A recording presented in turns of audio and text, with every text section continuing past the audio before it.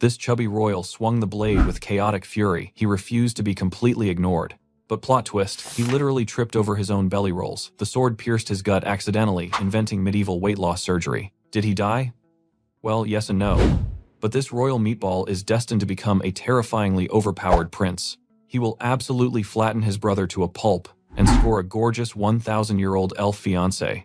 She is incredibly stunning and literally the most overpowered warrior alive. But wait, after that fateful stabbing incident, the boy's whole existence changed. Here is the hilarious plot twist. Our main character is actually the sword itself, not the chubby guy it impaled. This legendary blade survived countless masters across centuries. It literally forged the most mythical heroes in recorded history. Along this epic journey, the sword made a bestie, a random village kid rocking the surname Leonberger. Together, this dynamic duo pulled off the impossible. They absolutely decimated a terrifying massive frost dragon. Following that epic raid, Leonberger became the supreme ruler. Meanwhile, Gruhan, the mythical dragon-slaying blade, was chucked into storage, sworn to protect his bro's bloodline. That is, until a rude awakening. Some absolute clown was waving him around. The chubby kid violently flailed the blade, screaming about becoming its new glorious master.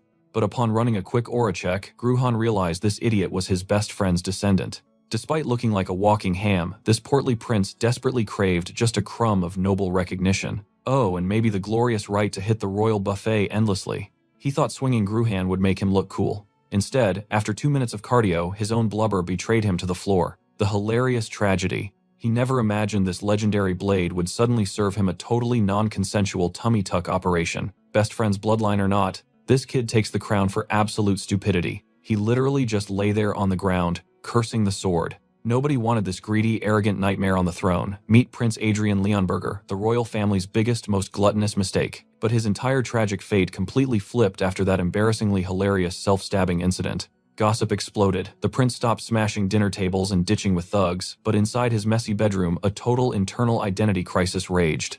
Gruhan was internally screaming. He accidentally murdered his bro's descendant and totally hijacked his chubby body against his own will, whether he liked it. Now he was the rebellious prince. Oh, and a literal walking meatball too. Never forget the roles. Suddenly, a terrified maid announced his master's arrival. Gruhan scoffed, super annoyed by this totally overdue random visit. Meanwhile, the master took one look and sighed. Near-death experience. Nope, the brat still seemed perfectly insufferable. The dude only showed up out of pure, painful professional obligation. But our possessed prince had zero clue who this guy was. Utilizing the classic amnesia excuse, suddenly guards loudly announced the king's arrival. The royal father of the meatball stepped inside. Adrien felt utterly stunned by his terrifying aura. Seeing no immediate respectful bow, the king instantly assumed his trash son was acting utterly disrespectful again. But servants desperately whispered about the amnesia. Right on cue, the royal physician rushed inside. Diagnosis: perfectly healthy, aside from carrying 300 pounds of pure flab, just a temporary glitch from massive, overwhelming psychological trauma. The king sneered at this convenient plot armor. Forgetting sins does not magically erase an absolute garbage track record. So obviously the boy was slapped, with the ultimate medieval grounding locked strictly indoors. Time for a mandatory starvation diet to melt that blubber. Meanwhile, Gruhan desperately needed to uncover this kid's dark criminal history. Cue the dramatic maternal entrance. His weeping mother practically suffocated him, praying his precious memories would return. Talk about intense family dynamics, man. The daddy issues versus mommy's pure adoration were staggering. She sobbed tears of absolute maternal joy. She wildly begged him to stop playing with sharp objects, completely terrified of losing her precious baby boy. Oh, poor sweet mother. She is totally oblivious to the horrifying fact that her son expired. What is done right. Showering him with affection, she promised daily visits and ordered immediate serious bed rest. Fake Adrien sat there, his ancient sword brain short-circuiting. His best buddy literally begged him to protect this bloodline. Instead, he accidentally flatlined the kid. Even if unintentional manslaughter is still totally a crime, bro. Well, no use crying over spilled blood. He vowed to live epically for his sake. Back then, as a mythical sword, he constantly cleaned up human garbage. Now, stuck in a talentless, zero-stat human meatball. But who cares about talent? He will just spam brute force. After all, he trained countless legendary rookies previously. Step 1. Refine the mana core. Suddenly, he sucked in a massive breath, jump-starting his totally dormant magical engine. Boom! The magic seal shatters, and our chubby hero feels the sweet flow of mana. Too bad this squishy body instantly rejects it. He spams the technique like a glitchy novice, getting 0 results. Seriously, what is this jelly-like vessel? If he had his legendary original form, he'd just brute force the energy inside. Just then, a nervous maid shuffles in, holding some ultra-rare medicine directly from Her Royal Highness. She braces for a tantrum, praying he won't throw the cup again. But wait, is that pure mana floating in his juice? No time to explain, he instantly chugs the bitter potion down. The poor maid's jaw drops as he bottoms up the drink. Boom, he ignites his core, praying this crazy stunt works. Ugh, the energy is pathetic. It will completely evaporate within 24 hours. Like he'd ever let that happen, he flashes a greedy grin, begging the maid for another hit of that magical juice. Fast forward a few days. Our boy is absolutely vibrating with hype, finally ready to forge his legendary mana heart. He has done this a million times before. But suddenly crack, an agonizing pain completely rocks his squishy body. Flashback time, Adrien suddenly remembers a tiny detail. Forging a core literally feels like getting hit by a truck. Worse yet, he absolutely cannot pass out. One little snooze and his energy will violently explode in reverse. Sweating bullets, the kid locks in, channeling every ounce of willpower. Shockingly, after pure torture, the madman actually pulls it off. Catching his breath, Adrien smirks. For the first time ever, he didn't craft power for a master. This core is his alone. Ding, a glowing blue system panel pops into his vision, proudly announcing the birth of his brand new mana heart. Hold up. Isn't this exactly the kind of cheeky notification he used to spam his past owners with? Why is it appearing now? Ding ding. A massive cascade of alerts floods his screen, screaming that his glorious connection to the origin is restoring. Sweet, he is stacking up those tasty buffs, but ugh, of course, the most overpowered skills are still annoyingly locked away. Blinking twice, he wildly scans the room. Whoa, everything is suddenly playing in ultra-high definition. His hearing leveled up too. He can practically hear the dust motes falling outside his thick wooden bedroom door. But suddenly splat. His squishy legs give out as the system blares that his mana is completely drained, 0% remaining. Reality check hits hard. That godly 360-degree absolute sword radar he used to have, totally gone. He is just human now. For now, burning his tiny mana pool just gives him slightly better eyesight and decent eavesdropping skills. Talk about a downgrade. But hey, if he just aggressively grinds his mana limits, he will become overpowered again, right? Too bad he can't move yet. Grumble. His massive stomach demands a sacrifice. Our chubby hero decides to focus on mission objective number 1, acting human. Cut to later, his gorgeous mother is literally beaming with pride, amazed her picky son actually chugged his gross medicine. He was finally treating his body right, but suddenly a terrifying shadow steps into the room. His mom nervously asks if he recognizes the man. The gruff guy scoffs, grumbling that the kid's amnesia is definitely no joke. The queen desperately claps her hands, begging her fierce brother to train this potato of a boy. He is his nephew. Adrien narrows his eyes, instantly reading the room. Oh yeah, this buff dude absolutely despises him. The hostility is practically screaming. The uncle crosses his massive arms, brutally stating facts. He is only here to melt off the kid's ridiculous belly fat. He warns the boy not to dream big. But the queen instantly cheers, claiming a diet plan is a massive win. Fast forward, our squishy protagonist is absolutely dying in hellish training. The tyrant uncle barks that everything requires his explicit permission. If this pampered royal expects a luxury spa day, he better wake up and smell the sheer agony. Bleed, sweat, and grind. If the kid miraculously survives, the uncle smugly teases he might drop a crumb of secret family swordsmanship. Adrien's eye violently twitches. This absolute amateur dares to lecture him, the literal legendary artifact who trained the country's founding king. Oh, it is on. He dramatically demands a high-stakes bet. Give him exactly 6 months. He will completely shatter that arrogant smirk and force the old man to bow down in awe. If the kid loses, he becomes a total obedient servant. But if he wins, the uncle owes him one completely unconditional wish. The tough old man pauses, totally caught off guard. Then a devilish grin spreads across his face. Why not? He needed entertainment. Cue the training. Adrien thought he sounded super intimidating, but let's be real, his jiggling stomach completely ruined the epic moment. Time to cheat. He aggressively ignites his mana, prioritizing the ultimate quest of rapidly melting away this ridiculous armor of fat. The hawk-eyed uncle notices the aura shift. Whack. He smacks the boy completely dumbfounded. Did this potato awaken a mana heart? Rubbing his head, our boy flashes the cockiest smirk imaginable.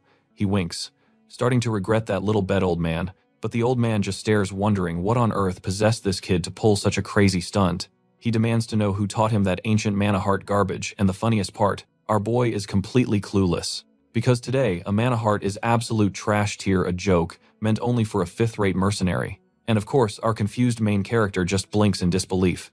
He genuinely thinks the world has gone mad, completely baffled by the old man's rant. Sighing heavily, the old man decides seeing is believing. He tells the brat to keep his eyes wide open. Our boy is absolutely stunned. The old geezer manifests pure mana into a literal glowing ring. Suddenly, the massive energy erupts, utterly crushing the protagonist's aura. Smirking, the old veteran explains the harsh truth. These modern mana currents are specifically designed to utterly annihilate basic mana hearts. Plus, compared to the old ways, it is infinitely easier and completely stable.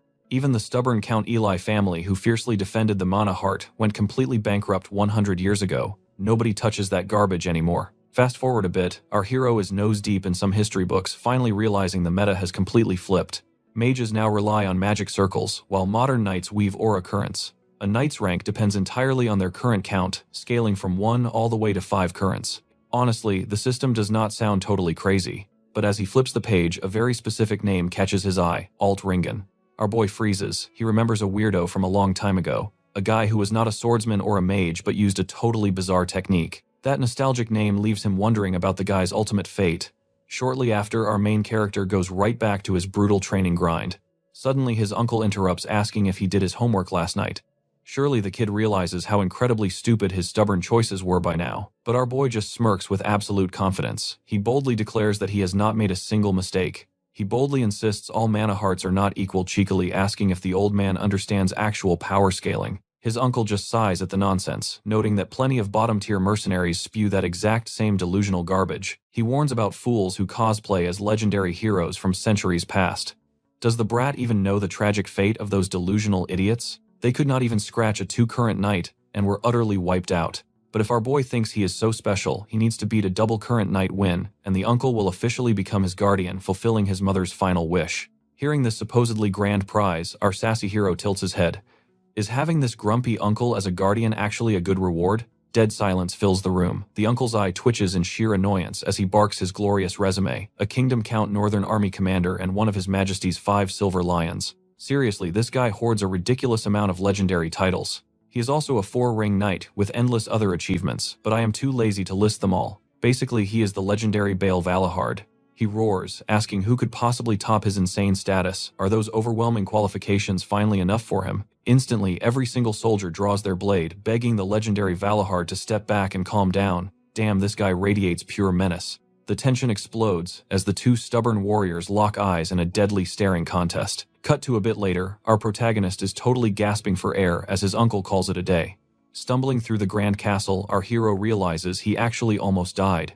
He kicks open his bedroom door only to find a mysterious figure patiently waiting inside. Adrien immediately recognizes the royal physician. The old doctor awkwardly bows, completely flattered that His Highness actually remembers a humble servant like him. Skipping all pleasantries, our boy fiercely demands to know why he is trespassing in his room. The nervous doctor stammers out that the queen strictly ordered him to cast high-level healing magic. The glowing spell activates, but Adrien literally throws the poor doctor out into the hallway. He screams that healing now would completely ruin his brutal muscle-tearing gains. Meanwhile, a hidden knight watches this absolute madness unfold, utterly bewildered by the prince's chaotic behavior. Suddenly, a bratty kid kicks the door wide open looking for his older brother. The sassy kid stares down our snacking protagonist, rudely demanding to know who this idiot is. Panic flashes. The loyal knight desperately whispers that this munching weirdo is actually the third prince. Instantly switching gears, the smug little punk smirks, mentioning he heard about the prince's pathetic little accident. He sarcastically complains that Adrien looks way too healthy. Annoyed, our hero snaps back, asking if this bored little brat just came all the way here to talk trash.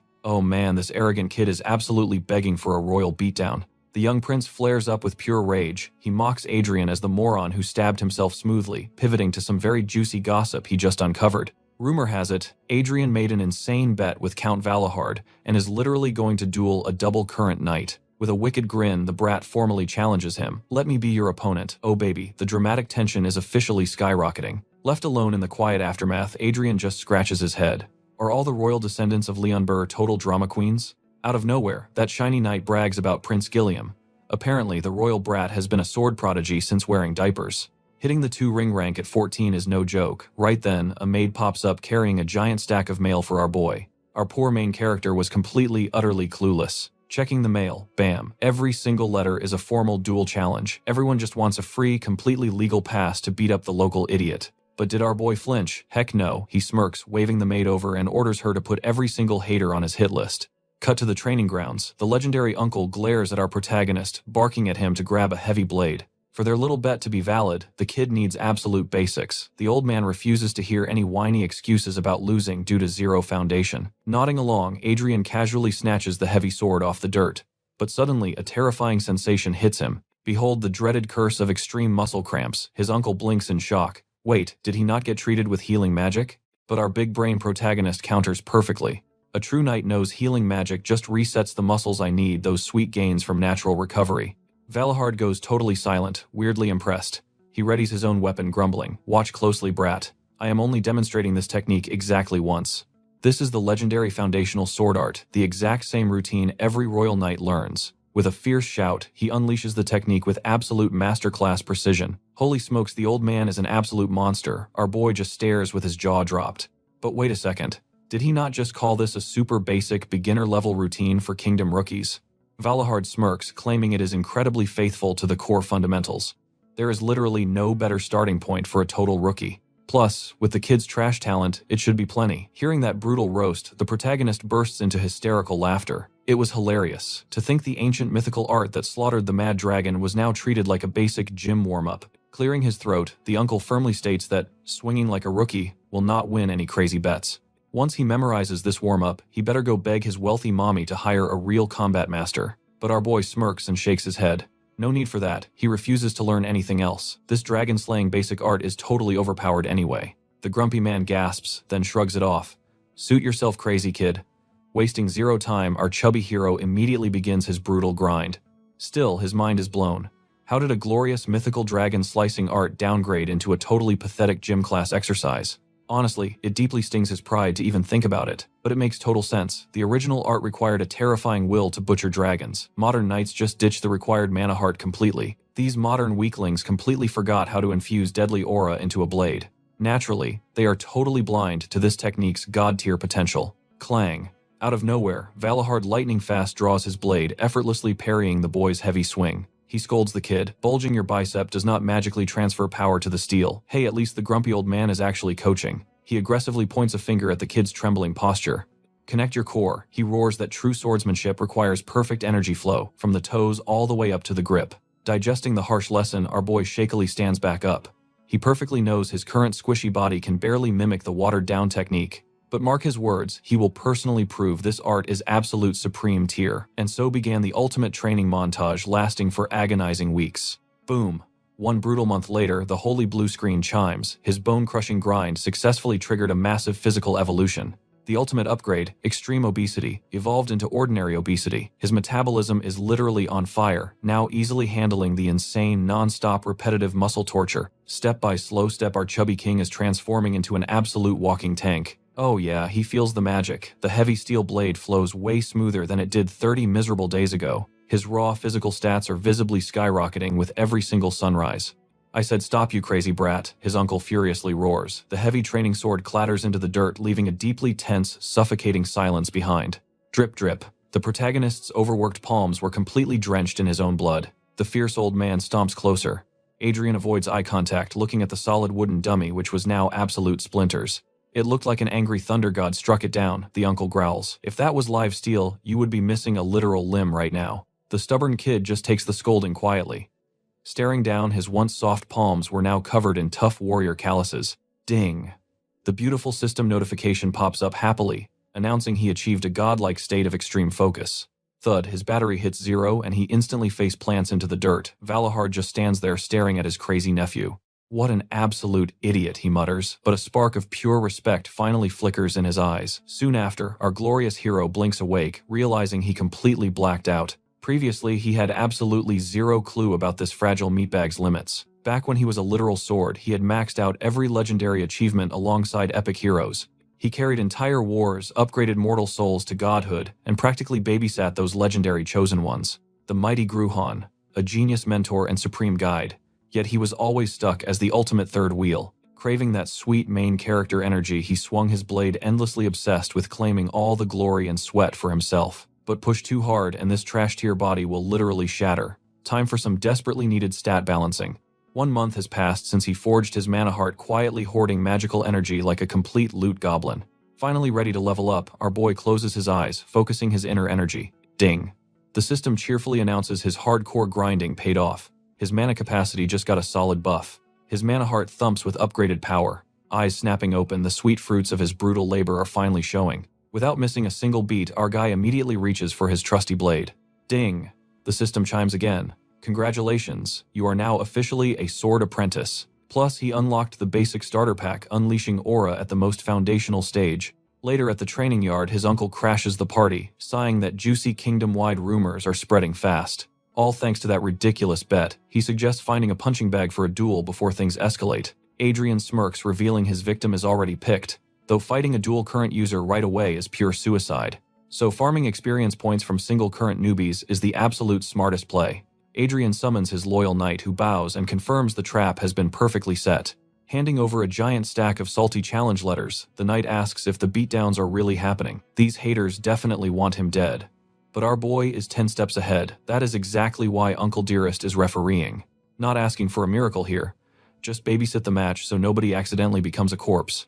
Just a tiny favor. Fast forward 24 hours and the highly anticipated SmackDown officially begins. Challenger number 1 storms the gates, fuming about facing the supposedly trash-tier first prince. Enter Taylor, the extremely bitter second son of an aggressively average noble household. Years ago, the old Adrien utterly roasted his father and brother into absolute oblivion. The family honor completely tanked, turning them into the kingdom's favorite walking punchlines even today. Fueled by pure spite, Taylor is fully ready to dish out some brutal karma. He glares at the prince, proudly declaring himself as Taylor, a formidable single-current knight. Adrien yawns, dismissing the stiff formalities. Then he casually drops a nuke. "Are you actually a knight? You look incredibly weak." Taylor practically combusts with rage. The rumors were dead right about this arrogant jerk. Uncle Valahard gracefully steps in, patting the raging boy down and demanding he chill his premature aura. Taylor instantly turns into a massive fanboy, bowing deeply to the legendary Valahard. Adrien pouts, grumbling about stolen prince privileges. His uncle mercilessly roasts him back for his terrible reputation. Banter aside, the stage is set. The intense stare-down finally begins.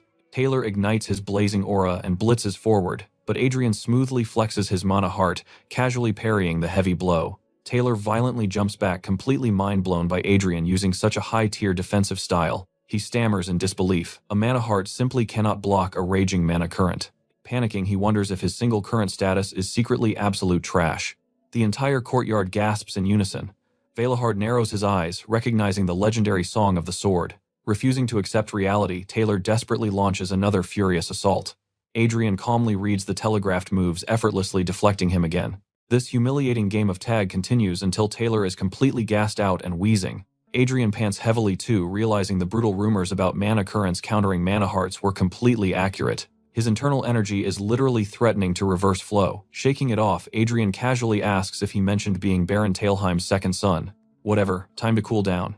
Closing his eyes, our overpowered prince slips into a deep combat trance. He commands his true essence to awaken demonic or divine. That legendary blade is permanently etched into his soul. Boom, that colossal dragon awakens. Adrien realizes this is the blade's ancient memory, the pure essence forged strictly to slaughter dragons. The true power of a dragon-slaying blade. Crazy enough, he's actually pulling it off inside that trash-tier body. Meanwhile, divine energy explodes upward, leaving poor Taylor completely malfunctioning, trying to process the absolute chaos. Valhard instantly orders them to halt the duel, but our boy Adrien, completely deaf to reason, he launches himself at the kid. Suddenly, cue the flashback. The main character solemnly tells his uncle he has one crucial request. If he's about to accidentally murder his opponent, Uncle absolutely must intervene. And well, that exact nightmare scenario just triggered. Bam, our poor protagonist gets launched into orbit. Valhard doesn't play games. The kid ends up totally flattened. Panic erupts as soldiers restrain Valhard, screaming that launching the prince might just count as royal assassination. But Adrien staggers up, barking at everyone to back the heck off since he literally asked for it. Still, he definitely didn't ask for a one-hit knockout. Right on cue, our boy instantly blacks out. Waking up later, he realizes his uncle's monstrous strength makes single-core trash look like a joke. Luckily, his body miraculously survived intact. Hey, a win is a win, right? Suddenly his uncle barges in, demanding to know what kind of crazy stunt that was. He demands answers about that corrupted blade technique, swearing he absolutely never taught his nephew something so demonic. Smirking confidently, our protagonist claims he was simply embracing the blade's true, unadulterated essence. Valhard goes dead silent. He questions if this so-called essence is purely built on raw, unfiltered killing intent. It is deeply unsettling but undeniable. That terrifying path is still a valid truth. Our boy blinks in shock. He totally expected a boring lecture about the righteous path and refining one's noble spirit. But plot twist, Uncle declares he isn't some shiny knight, but a ruthless soldier walking the bloody path of victory. However, that murderous energy is dangerously excessive. Keep that up and he'll blindly slaughter both friend and foe alike. For now, he'll simply watch from the sidelines to see if those inner demons finally devour the kid alive. 3 chaotic days later, Adrien finishes sparring, casually confirming Taylor's name and tossing him a rare compliment for surviving this long. Seriously, blocking a blade overflowing with uncontrollable murderous rage for 3 straight days is absolutely insane. Right after our cheeky brat summons the maid who lugs over a mysterious wooden chest, he mentions hearing about her unforgivable past sins, unsure if this little gift will actually clear her guilty conscience. Either way, she must deliver it to her dad. Training done, Adrien dismisses him, refusing to clean up the original trash owner's ridiculous messes. Still, if you work someone to the bone, paying up is only fair. Time flies, and the prince's wild duels become the kingdom's juiciest trending gossip. Honestly, his terrible reputation might actually be getting weirder. Days pass, yet the disastrous defeat everyone desperately waited for never drops. The knights' opinions are drastically shifting, while the royal family is desperately trying to bury the hype. Yet our protagonist grumbles, claiming those sore losers are just keeping quiet because getting trashed by him is pure humiliation. These jobless nobles desperately need a real hobby, instead of gossiping all day long. Valhard deadpans, telling him a notorious troublemaker has absolutely zero right to preach about productivity. The boy glares at the nearby knight, commanding him to leak the absolute beatdown results when he finally leaves. That should kill the rumors, but suddenly the maid pops in, dropping a bomb. People actually think he faked today's victory using a magic sword.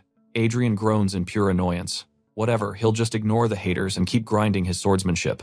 He unleashes a flurry of blinding strikes, his fragile mana core steadily mutating into something terrifying. Smirking, he demands the remaining body count. The knight sweats, confirming only one challenger left today. Adrien yawns, calling apprentice knights total fodder now. But wait, the final boss is a true master of the blade. She refused to just sit around polishing her family's heirloom. A rogue prodigy who joined a hardcore knight order, enter Arwen Karen. Just her walking in makes every single soldier break their necks staring. Dubbed the Cliff Flower and Thorny Rose, this legendary beauty has completely shattered countless fragile male egos. A genuinely terrifying woman. To make a big shot like her volunteer for a beatdown, our prince's insane reputation is definitely working. Still, the guards eagerly whisper how absolutely hilarious it would be to watch her curb stomp the arrogant prince. Wait, are you seriously rooting for the enemy boss? The Iron Lion Knights are absolute legends. They completely dominate the entire kingdom in both brutal strength and epic reputation. Getting scouted by them means your glorious future is absolutely secured. Naturally, Adrien is totally clueless. Why would a massive prodigy challenge a guy like him? Well, turns out his past self stirred up some serious drama with her. Our main character instantly breaks into a cold sweat. What disaster did his trashy past self cause? He desperately interrogates a trembling maid. Oh, he completely trashed her pride. Adrien immediately wants to punch his own face. Cue the traumatic flashback of him creeping up on her shoulder. Past Adrien acts all high and mighty. Calling her amusing, he actually has the sheer audacity to demand she become his personal maid. But she absolutely drops the mic. Slapping his greasy hand away, she sharply reminds this royal jerk that knights are not his toys. And obviously his pathetic past version throws a massive tantrum, ridiculously calling her totally ugly. Back in reality, present day, Adrien is absolutely speechless at his own stupidity. Ugly. Is his past self completely blind? Suddenly, the fierce knight steps up, sarcastically welcoming our boy, and noting his trash personality remains totally identical. She is radiating pure, murderous intent, and honestly, Adrien knows he completely deserves it. Suddenly, Valahard steps onto the scene, sizing her up. She formally introduces herself as a proud apprentice of the legendary Iron Lion Vanguard. Hilariously, Valahard casually warns her to watch out since the prince fights incredibly dirty with a highly toxic blade. Unbelievable. His own guard is actively praying for his downfall. With the absolute sheer disrespect established, this brutal showdown finally kicks off. In a flash of cold steel, she draws her weapon. Adrien braces himself to witness the terrifying genius of the kingdom's ultimate rising star. Like an absolute missile, she violently explodes forward to crush him. Her speed is undeniably monstrous. He barely parries the devastating blow, feeling his own magical energy desperately trying to spark alive. Completely unfazed, this fierce prodigy reads his every flinch instantly, unleashing an absolutely merciless barrage of furious slashes. Our royal mess is getting completely folded. At this brutal pace, he is totally going to become night food. She dives in for the kill desperately. Adrien instantly triggers his ridiculously overpowered dragon-slaying technique. Arwen immediately senses the lethal shift. He flawlessly parries her strike, forcing her to leap back in total shock at his bizarre martial art. Smirking, Adrien mocks the average trash fighters. He boldly claims that her terrifying power completely shatters the ceiling of those pathetic rankers. Secretly firing up his cheat system, he scans her stats. Since his restricted level can actually read her, this monster must finally be within his range. The warm-up phase is officially over. With massive killing intent, these two absolute lunatics violently crash into each other. Hours vanish, leaving both fighters totally gasping for absolute air. Stepping into the arena, Valahard physically separates them. He declares, "This bloodbath paused, forcing a dramatic rematch for tomorrow." Sweating bullets, Adrien hilariously bluffs that he was 1 second from winning. Not backing down, the girl completely matches his ridiculous cocky energy. These stubborn idiots practically bark at each other. Valahard aggressively shuts down their childish argument, demanding they immediately fix their battered bodies. Magical medics instantly rush the field with glowing spells. Meanwhile, our boy and the fierce knight secretly glare at each other with newfound respect. Parting ways for the night, Adrien promises his own ego he absolutely will not lose. Fast forward through an absolute mountain of brutal clashes, the spectating guards are completely losing their minds over this endless warfare. Welcome to day 3 of this chaotic marathon. Everyone is totally shell-shocked, knowing exactly how terrifyingly strong Arwen actually is. Turns out their notorious prince is actually a hidden beast. Still, the exhausted crowd desperately prays this nightmare finally ends today. Stepping back into the ring, Adrien suddenly halts the action. He dramatically announces a crucial condition. Arwen immediately glares ready to reject him. If this royal trash is trying to apologize now, she will literally carve him up. But our crazy boy completely flips the script. A boring fight needs spicy stakes, so he officially demands a winner-takes-all reward. The ultimate gamble. The absolute loser must grant the winner one single undeniable wish. The arena instantly goes completely dead silent. The loyal guards totally freak out. A royal prince making degenerate bets is scandalous, but our shameless hero does not give a single care. Smirking, he throws down the ultimate gauntlet. Arwen coldly replies that despite her rookie status, her knightly pride is absolutely on the line. Bound by the heavy honor of Leonberger, she usually would never dare humiliate royalty in such a reckless gamble. But since he practically begs for a glorious beatdown, she fiercely accepts this completely ridiculous wager. Hook, line, and sinker, Adrien whips out his blade with a chaotic grin, warning her not to cry later. This is a recipe for absolute disaster. The explosive clash violently resumes, completely shaking the arena. Adrien is absolutely buzzing with adrenaline, finally unleashing his totally broken technique again. Arwen is completely stunned by his terrifying speed upgrade. Did this sneaky royal bastard actually sandbag his true power during their entire yesterday brawl? Our crazy prince rains down an absolute storm of chaotic slashes, completely trapping the genius prodigy in a desperate sweat-inducing defense. She stumbles backward, completely exhausted, but Adrien relentlessly pushes the offensive. This crazy prince refuses to give her a single breather. He launches another devastating strike, sending a blade spinning wildly into the sky. The defeated warrior is actually the seasoned knight. The spectating soldiers stand there with their jaws completely dropped. Even Valhard watches in pure absolute disbelief. Meanwhile, Adrien smirks with total confidence, declaring his glorious victory. Pointing his gleaming blade, he bluntly demands her, "Talk about escalating from 0 to 100 in a split second." Serving as the personal guard to the kingdom's most notorious trash prince was honestly not the living nightmare she had originally expected. Sure, the guy radiated total arrogance, but he completely lacked the twisted malice all those nasty palace rumors had constantly claimed.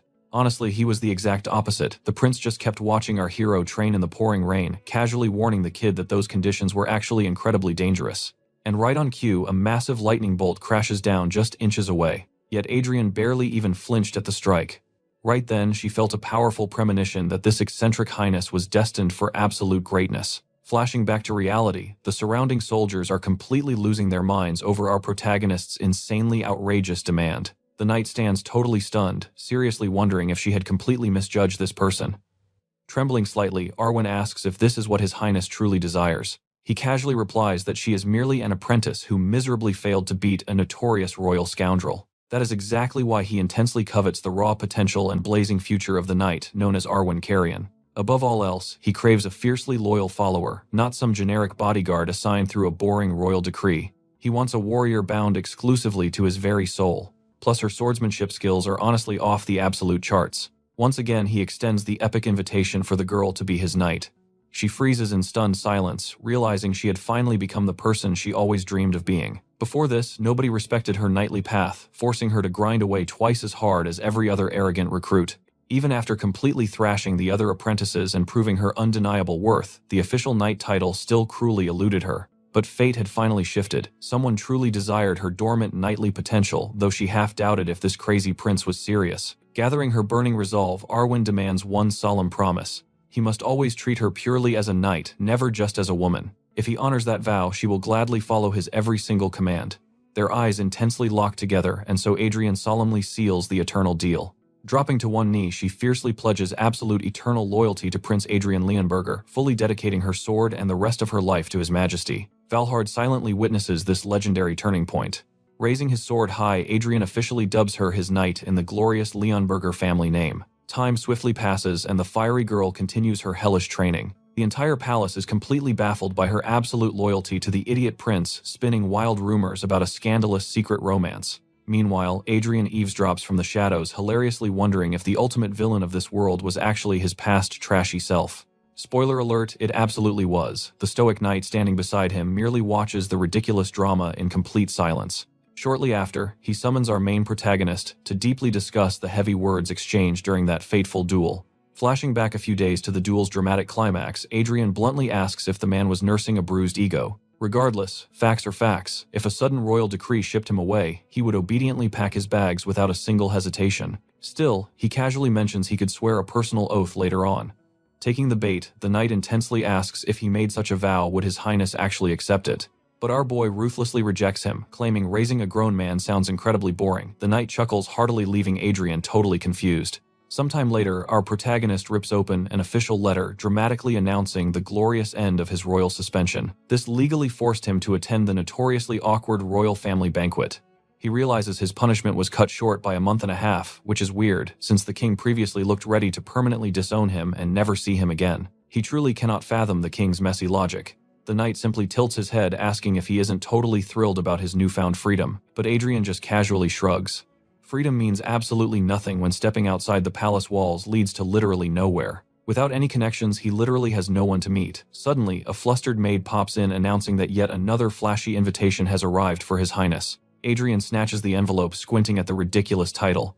A social club exclusively for elite young masters. What absolute total nonsense.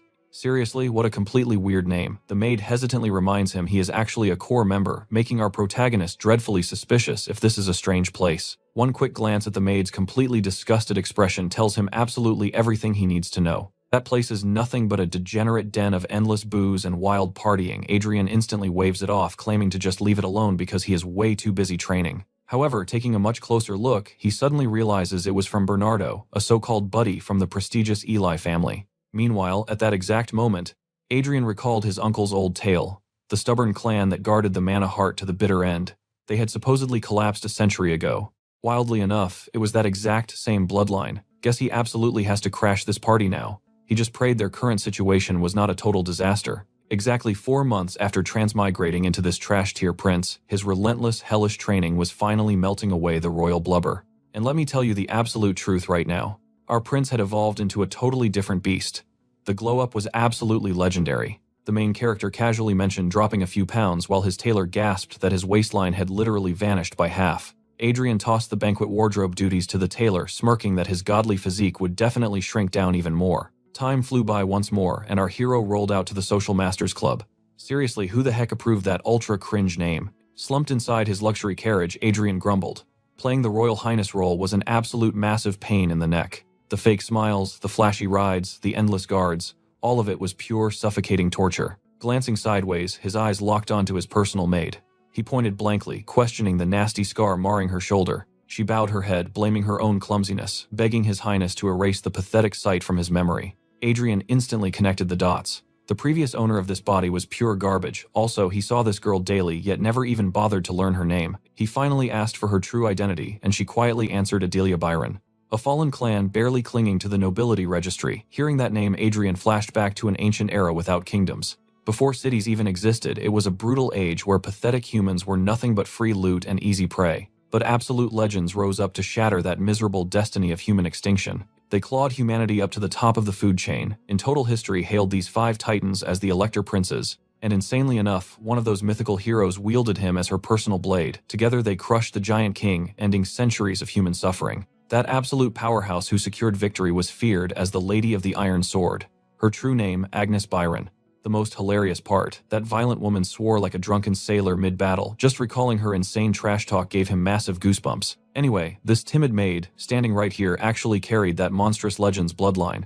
What in the world happened for her mighty family to fall this unbelievably hard? The knight barked that they had finally reached the venue. Adrien hopped out instantly without wasting a second, telling Adelia they desperately needed a lore drop chat later. The poor girl stood there, totally clueless. Suddenly, a flashy dude flagged the prince down.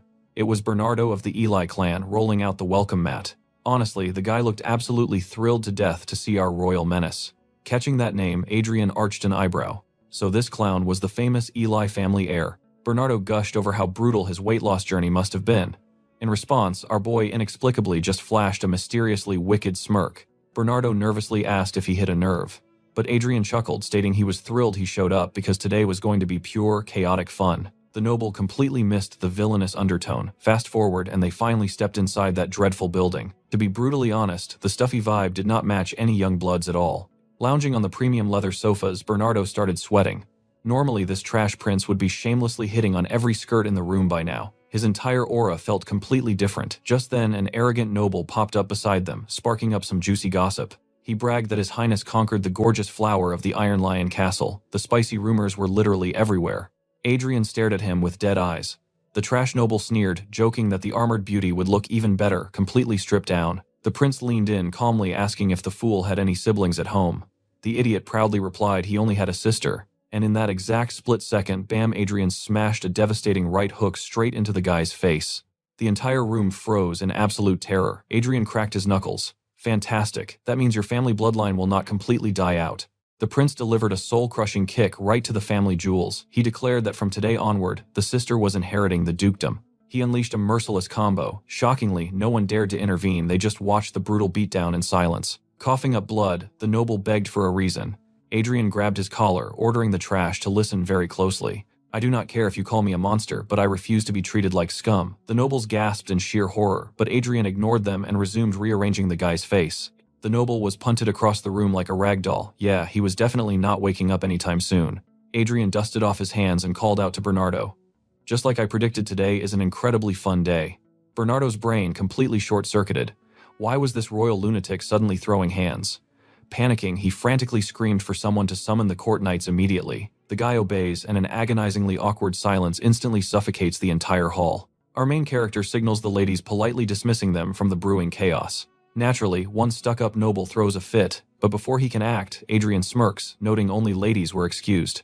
He adds a spicy threat, leave now and you will be walking out as a woman. That brutally shuts them up. Adrien glares, scolding their complete lack of royal respect and failure to kneel. Plus, they dared to laugh in a prince's face and openly mocked his precious knight. Casually, he asks his guards what exact crime fits this utter disrespect. His loyal knights promptly declare that insulting royalty is a direct crime against the crown. Worse, defying royal authority borders on sheer treason. The knights eagerly await his command to drag the trash away. Smirking devilishly, our boy cheerfully condemns every single one of them. Later, facing the king, Adrien gets scolded for causing massive chaos right after his suspension ended.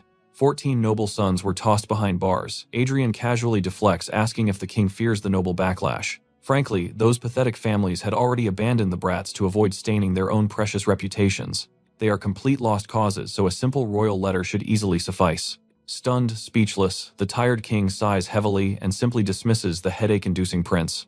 Later, Adrien tries comforting a fiercely trembling maid, assuring her she is perfectly safe from harm. He curses the previous body owner, realizing the original prince totally traumatized the poor girl. Her legendary family's glory was erased, leaving their unparalleled martial arts completely forgotten by history. Their lofty pride vanished into thin air. Yet, shockingly, this timid maid boasts wildly overpowered stats. She holds the terrifying war-crazed trait perfectly, mirroring a legendary warrior from the forgotten past. But without controlling that inner madness, releasing her into the world could be absolutely catastrophic. Still, it is worth risking. She boasts S-rank talent and a uniquely exploitable subservient trait. Specifically, she possesses the absolute spirit of a devoted servant. This absurd trait grants overwhelming joy, just by wholeheartedly serving a master's every single whim. Wasting zero time, our boy boldly demands she swear her eternal loyalty right then. Utterly confused, she panics as Adrien orders her to become his knight right on the spot. The panicked maid drops to her knees, claiming she is entirely unworthy of such a grand title. Since she considers her family plain, he boldly vows to personally take responsibility. In exchange for absolute loyalty, he silently promises to help control her terrifying inner madness. Tearfully, she asks if he truly intends to protect her fragile family. Adrien casually offers to relocate them to the royal capital for her ultimate peace of mind. Overwhelmed with sheer joy, the girl instantly swears absolute fealty, enthusiastically devoting her entire existence. Our protagonist accepts, demanding she unconditionally follow his every command from this monumental day forward. The crazy deal is sealed, though Adrien secretly sweats, wondering if he just made a colossal mistake. Only the wild future will reveal the truth. Hilariously scandalous rumors explode, claiming the scoundrel prince forced a knightly oath through dirty tactics. Gossip claims he violently beat innocent, noble kids before tossing them into cold dungeon cells. Worse, making a swordless maid his knight clearly looks like him secretly building a scandalous harem. Our unfazed brat simply sighs, totally bewildered by everyone's sudden obsession with his daily life. He merely hired one knight, yet the entire palace has been agonizingly annoying since dawn. As crazy rumors spread like wildfire, his maid nervously announces the formidable queen's sudden arrival. The queen sighs, lamenting that her supposedly reformed son is tragically reverting to trashy habits. Still, she finds this amusing, plotting to cure her boredom by forcefully arranging his royal marriage. Flashing a terrifying smile, she demands his trust, promising to hunt down the perfect bride. She strides out confidently, leaving a completely dumbfounded Adrien sweating over his suddenly doomed bachelorhood. Moments later, Adelia approached our hero nervously, asking if she could actually awaken Mana too. Adrien grinned. She wouldn't just awaken it, she would develop something legendary, reviving the forgotten sword empress. He had not forgotten a single detail, from her legendary footsteps to the deadly dance of her blade. Suddenly, a brilliant aura exploded around her. The system cheerfully chimed, detecting a massive mana surge. Boom! The energy flooded her veins, and the system announced a brand new mana heart was born. Adrien explained this was a secret refinement technique. Moving forward, she had to practice this crazy method entirely alone. Suddenly, our guy stumbled, cursing his weak body. Getting dizzy over one measly mana heart was totally embarrassing. Adelia panicked, desperately asking why her noble master would push himself so hard for a lowly servant. Waving it off, Adrien told her to leave. But noticing her intense gaze, he awkwardly asked why she was staring. With shining eyes, she dropped down, vowing absolute lifelong loyalty to her master. Our boy smirked, telling her to just remember his face. Honestly, he was sweating bullets, hoping she would not forget. A few days rolled by. The knight reported Bernardo was locked up by royal guards as a key witness. Nobody could even glimpse him until the official trial finally kicked off. Adrien wondered if he would be dragged to court, but the knight clarified that royals never take the witness stand. Meanwhile, the cute maid kept scrubbing, and Adrien casually checked on her recent progress. Specifically, he needed to know if her mana heart had stabilized. She eagerly nodded yes. Perfect. Starting today, she was his new workout buddy. He ordered her to gear up for the training grounds. It was definitely time to trash those dirty maid rags, right, partner? Minutes later, at the arena, a very confused Valahard demanded to know what our boy was plotting. Adrien claimed he was warming up, but Valahard pointed at the maid. Our hero grinned casually, admitting he was forging a knight. His furious uncle exploded, barking if the sacred knight title was just some joke. Right on cue, a panting Adelia jogged up proudly, announcing she finished 10 laps. Ignoring his grumpy uncle, Adrien tossed her a blade. It was time for a crash course in basic stances. He swiftly demonstrated the forms, challenging the rookie to mirror his precise movements. She gripped the hilt, and holy cow, her entire vibe turned terrifyingly sharp. Valahard's jaw dropped. Even Adrien was sweating, shocked. She flawlessly copied the technique after one glance. The innocent girl asked if she did okay, while Adrien internally panicked. This monster would surpass him instantly. Her core trait was dangerous. Absolute submission to the strong and zero respect for the weak. He was already sweating bullets. If this crazy talent outgrew him, he might end up as her punching bag. Meanwhile, Valahard completely flipped his script, totally mind-blown by her terrifying, heaven-defying talent. But our main character instantly cut him off, telling his uncle not to get funny ideas. Valahard scoffed, asking how a total rookie like Adrien could possibly train a once-in-a-generation genius. Simply put, he believed Adrien could never handle her monstrous potential. Our hero went dead silent. His past self's aura would have made this guy cry, but his current body was painfully weak. Smirking, Adrien declared that if he could not handle her, nobody could. He used to obliterate entire worlds. He was the magic sword Gruhan. Suddenly, the blue system screen flashed. His soul was forcefully manifesting, and just like that, his totally broken, overpowered, dragon-slaying aura erupted. Valahard froze like a statue, completely paralyzed by the sheer pressure. The tension was suffocating. Adrien casually tilted his head, declaring the girl belonged to him. He absolutely despised people touching his stuff. Meanwhile, his uncle was too terrified to breathe. But right then, our boy's vision blurred his grip on reality, violently slipping away. He mentally cursed. At this rate, his pathetic human shell would be devoured by the demonic sword. A dark doorway ripped open, and creepy, shadowy hands lunged at him, but he stood completely paralyzed. Snapping back to reality, his uncle muttered that a normal knight could save 10 foot soldiers. An elite knight could save over 100 lives. But that terrifying little maid, she might just save 1,000 or more. The lecture rolls on, but she boldly declares her body and soul belong solely to His Highness, flat out refusing anyone else's commands. Awkward, right? The man goes completely speechless. Adrien smirks, thinking dragging her soul back was totally worth it. After all, a perfectly loyal nature naturally bows to a superior being. Flipping the script, he roasts Valahard. Doesn't the old man have a life? His only initial goal here was just shredding some belly fat. If this guy wants to keep crashing at the palace, he needs to keep his nose out of Adrien's business. Hilariously, the proud man just nods along. From then on, the uncle practically lives at the palace just to secretly spectate Adelia's training. His hands were completely tied now. Zero complaining and absolutely no interfering allowed. Adrien finds his arrogant uncle's forced silence absolutely hilarious. Suddenly, a brilliant aura erupts, completely engulfing the young girl's blade. Both men stand there absolutely jaw-dropped by the blinding spectacle unfolding. Adrien chuckles. Did she actually just speed-run mastering the legendary sword resonance? Glowing with pride, he praises her insane talent, sweating a bit that she might actually outscale him soon. Right on cue, his furious uncle erupts, screaming about him, teaching her the mana heart. Was it not stupid enough for just him to learn such a garbage-tier technique? Hearing this blatant disrespect, our boy shoots him a death glare. Get out now. The dramatic uncle throws a massive fit. She had infinite potential and a golden path ahead, but Adrien single-handedly destroyed her entire future. Utterly fed up with the drama, our boy orders the guards to drag him out. But the stubborn old man huffs, storming off himself. With the trash taken out, Adelia nervously asks if her skill is really garbage. Adrien instantly shuts that doubt down with a confident smirk. He scoffs. These modern-day fools have absolutely no clue what a true supreme mana heart looks like. If they possessed half a brain, they would never have tossed such divine art away. Soon enough, she will experience its world-breaking power firsthand.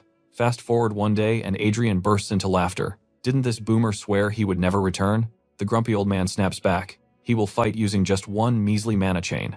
If Adrien lands even a little pressure, he will instantly acknowledge his strength. Smirking, our main character draws his blade. He casually brings up their old wager, a blank check wish granted to the absolute victor. Valahard scoffs confidently.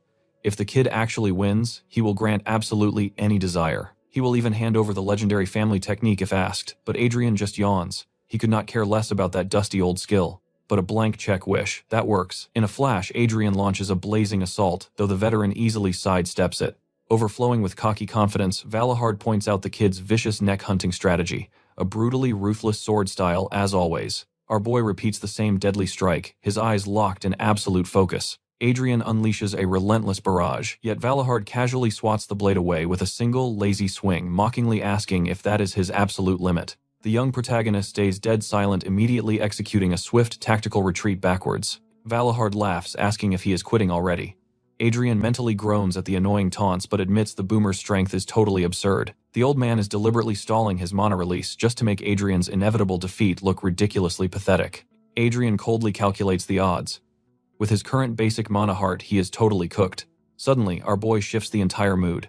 Doesn't the old man find history weird? 4 centuries ago, Mana Heart Knights were absolute mountain-shattering legends. Yet the second a flashy new trick dropped, those godly warriors were instantly tossed into the historical garbage bin. Society got totally brainwashed into thinking the mana chain is the ultimate unmatched cheat code for controlling pure energy. Valahard frowns, demanding to know where this history lesson is going. Adrien just smirks, revealing his wildly rebellious theory. Simply put, the legendary Mana Heart was never the problem. The pathetic users were. All mana hearts are definitely not built the same. He mockingly asks his uncle if he has ever heard a chivalric poem. The boomer erupts in anger.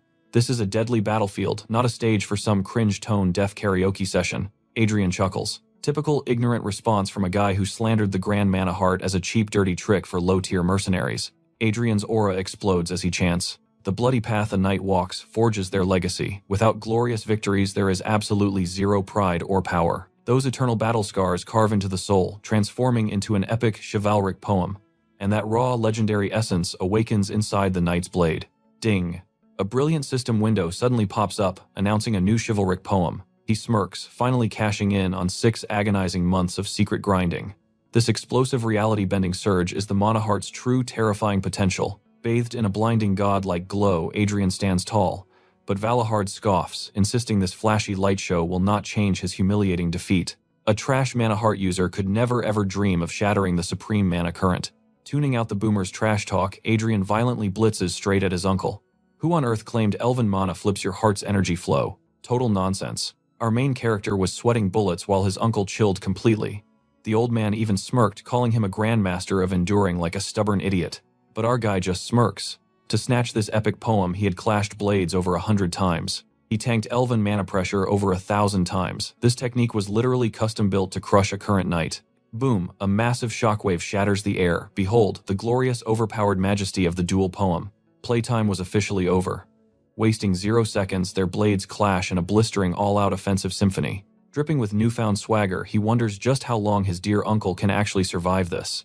Suddenly, the uncle coats his blade in heavy aura, launching a vicious counterattack. As our boy steps back, the old man looks absolutely mind-blown by his survival. Adrien smugly reminds him that all mana hearts are definitely not created equal. But the stubborn boomer completely ignores the lecture, calling his nephew an arrogant brat. Immediately the uncle lunges, slamming our kid straight into the wall. Guess the warm-up is completely over. Surviving this long was already a massive flex.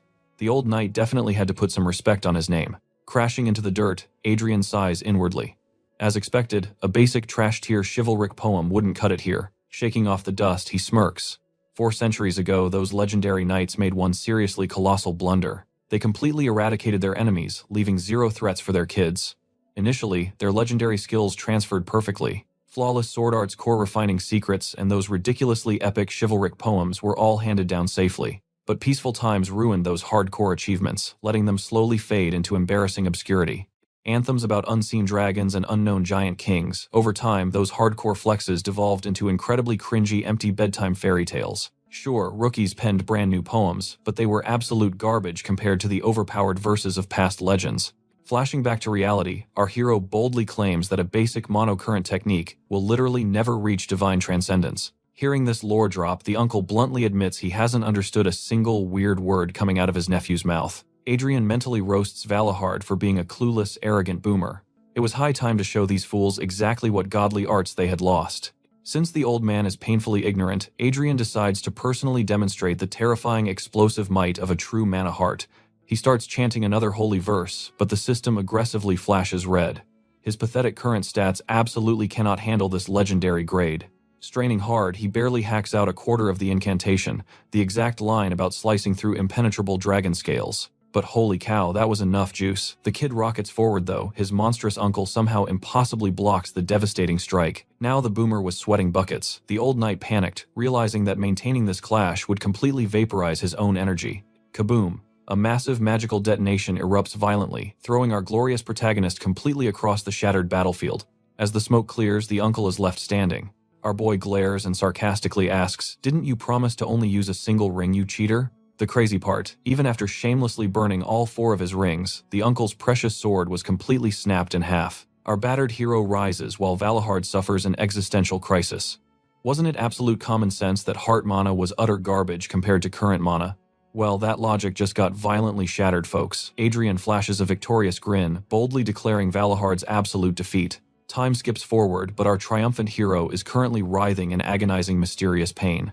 Tossing like a fish out of water, he groans. This hellish hangover is the brutal karma for recklessly pushing a legendary chivalric poem way past its absolute maximum limit. Activating a ridiculous myth-grade Dragonslayer verse literally shredded his internal core, but honestly, that epic flex was totally worth the agony. After all, this was the very first masterpiece poem he ever crafted himself. He will stubbornly stand tall against whatever insane tidal waves come next. Just then, Adelia happily bursts in. She cheerfully scolds him, revealing his dramatic fainting stunt caused absolute chaos, and his poor mother was literally having a massive meltdown. Also, that cheating uncle desperately demanded to know when he awoke. But our exhausted hero quickly begs her for silence. He urgently needs a power nap first. The devastating recoil of that overpowered poem was kicking his ass heavily. He knew exactly what awaited him. If he didn't quickly heal his severely fractured spirit from that reckless, forced cast, the ultimate penalty would be utterly terrifying. Past lives and current reality would violently blend into a chaotic blender, eventually shattering the fragile boundary of his actual sanity completely. He would plummet into absolute madness, tragically trapped on infinite replay, inside a bizarre, distorted hallucination of past glories. How utterly hilarious. He finally reincarnates as a squishy human just to risk getting eternally locked inside a stupid magical sword's memory bank. Time flows onward.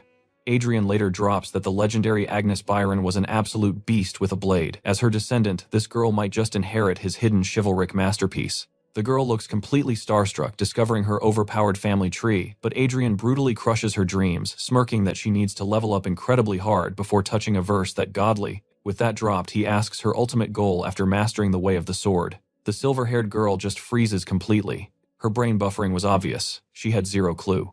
Adrien chuckles, saying if her mind is blank now, she can totally drop the answer later. Then she locks eyes and vows to remain his blade. Adrien is utterly stunned. He thinks how some epic tales start with loud trumpets, while others kick off with a bloody first step into war. But real legendary poems start with a pure oath. Suddenly the system chimes in. Adalia was offering a literal poem of total submission. Our boy just stares, wondering if this was her legend. Plus, an epic like this could totally buff others. Right on cue, the system announces a brand new chivalric poem is born. Just look at that massive skill tree, bro, but that one is merely common class. Adrien realizes this submission poem is a hardcore master-dedicated hymn. It is a soul-binding loyalty vow, even if it sounds a bit too much like a servant contract. Seriously, who would have ever predicted the Sword Queen's fierce descendant would unlock a submission poem? Talk about an unexpected free buff, right? He realizes that as the target of her crazy vow, Adalia leveling up will secretly farm massive benefits for him too. Our lucky guy hastily thanks her, secretly sweating over how these insane buffs will actually show up. A few peaceful days roll by, but our guy looks totally miserable. His loyal knights just stand there awkwardly as his worried mother asks about his health. He instantly nods, yes, sweating bullets because dealing with haters is easy. But facing someone who genuinely adored this body's original trash owner, that is just peak awkwardness. Moments later, his mother gently probes if he hates his strict uncle. She pleads that the old man meant no harm. So even if he is secretly fuming, he really needs to drop the teenage angst. Adrien flatly denies any grudge. But his mother nervously points out he was acting like a total brat, complaining about literally everything. So his innocent act is obviously a massive lie. But our boy just shrugs it off, secretly smirking because he already roasted that old man into next week. Having his entire boomer pride and beliefs utterly crushed, the old guy must be suffering real bad. In cultivation terms, he basically planted a nasty heart demon in his uncle. If the boomer survives this mental breakdown, he might actually level up. But honestly, our boy could not care less about that drama. His mom sighs, explaining his uncle lived breathing the sword way more than normal folks, which naturally made him a rough, socially awkward meathead. Despite the absolute mess, he must secretly favor our main character. After all, the guy literally begged his royal majesty on his knees. Thanks to that grumpy boomer, his annoying house arrest got cancelled way early. But since chaos erupted the second his grounding ended, his poor uncle's political standing must be in absolute shambles right now. Adrien finally connects the dots on why the old man was acting like such a massive jerk, but still, he scratches his head wondering why the guy would tank such damage for him. Later on, an ancient tutor spawns carrying a mountain of thick books. Adrien glares, hating this nerd stuff from the very bottom of his soul. Instantly, our protagonist throws a full-on tantrum. He whines loudly about why a genius needs boring studying. The savage tutor just adjusts his glasses, declaring that anyone avoiding knowledge is basically an uncultured animal. Absolutely triggered, Adrien yells, asking if he is calling him a beast. The old troll smoothly replies that His Highness just started studying, so he has not earned that title yet. But our arrogant main character puffs his chest. He confidently claims he knows every single cheat code, meaning there is zero need to study this boring trash. Hearing this massive flex, the sly tutor smiles, saying, if he is so smart, they should play a little game. He challenges him to a quick intellectual duel. The tutor promises if his brain matches his big mouth, he will literally vanish forever. Adrien eagerly takes the bait. Soon our boy is passionately lecturing about why backstabbers are the absolute worst threat ever. He dramatically preaches that giving people too much freedom just invites them to stomp all over your face. Wait, what is even happening right now? The cunning tutor just smirks, saying everything is perfectly fine. Handing over a shiny book, he promises a fun ride. They smoothly slip into a hardcore study session as hours magically melt away. Wrapping up the sneaky trap, the old man smiles and promises round 2 tomorrow. Shockingly, Adrien actually enjoyed the nerdy grind. A few minutes later, the horrifying realization hits him. He had just been totally tricked into a perfectly normal lesson. Honestly, that old fossil is a manipulative genius. Meanwhile, the clever gentleman walks away stunned, realizing this chaotic prince completely shatters all those nasty trash rumors.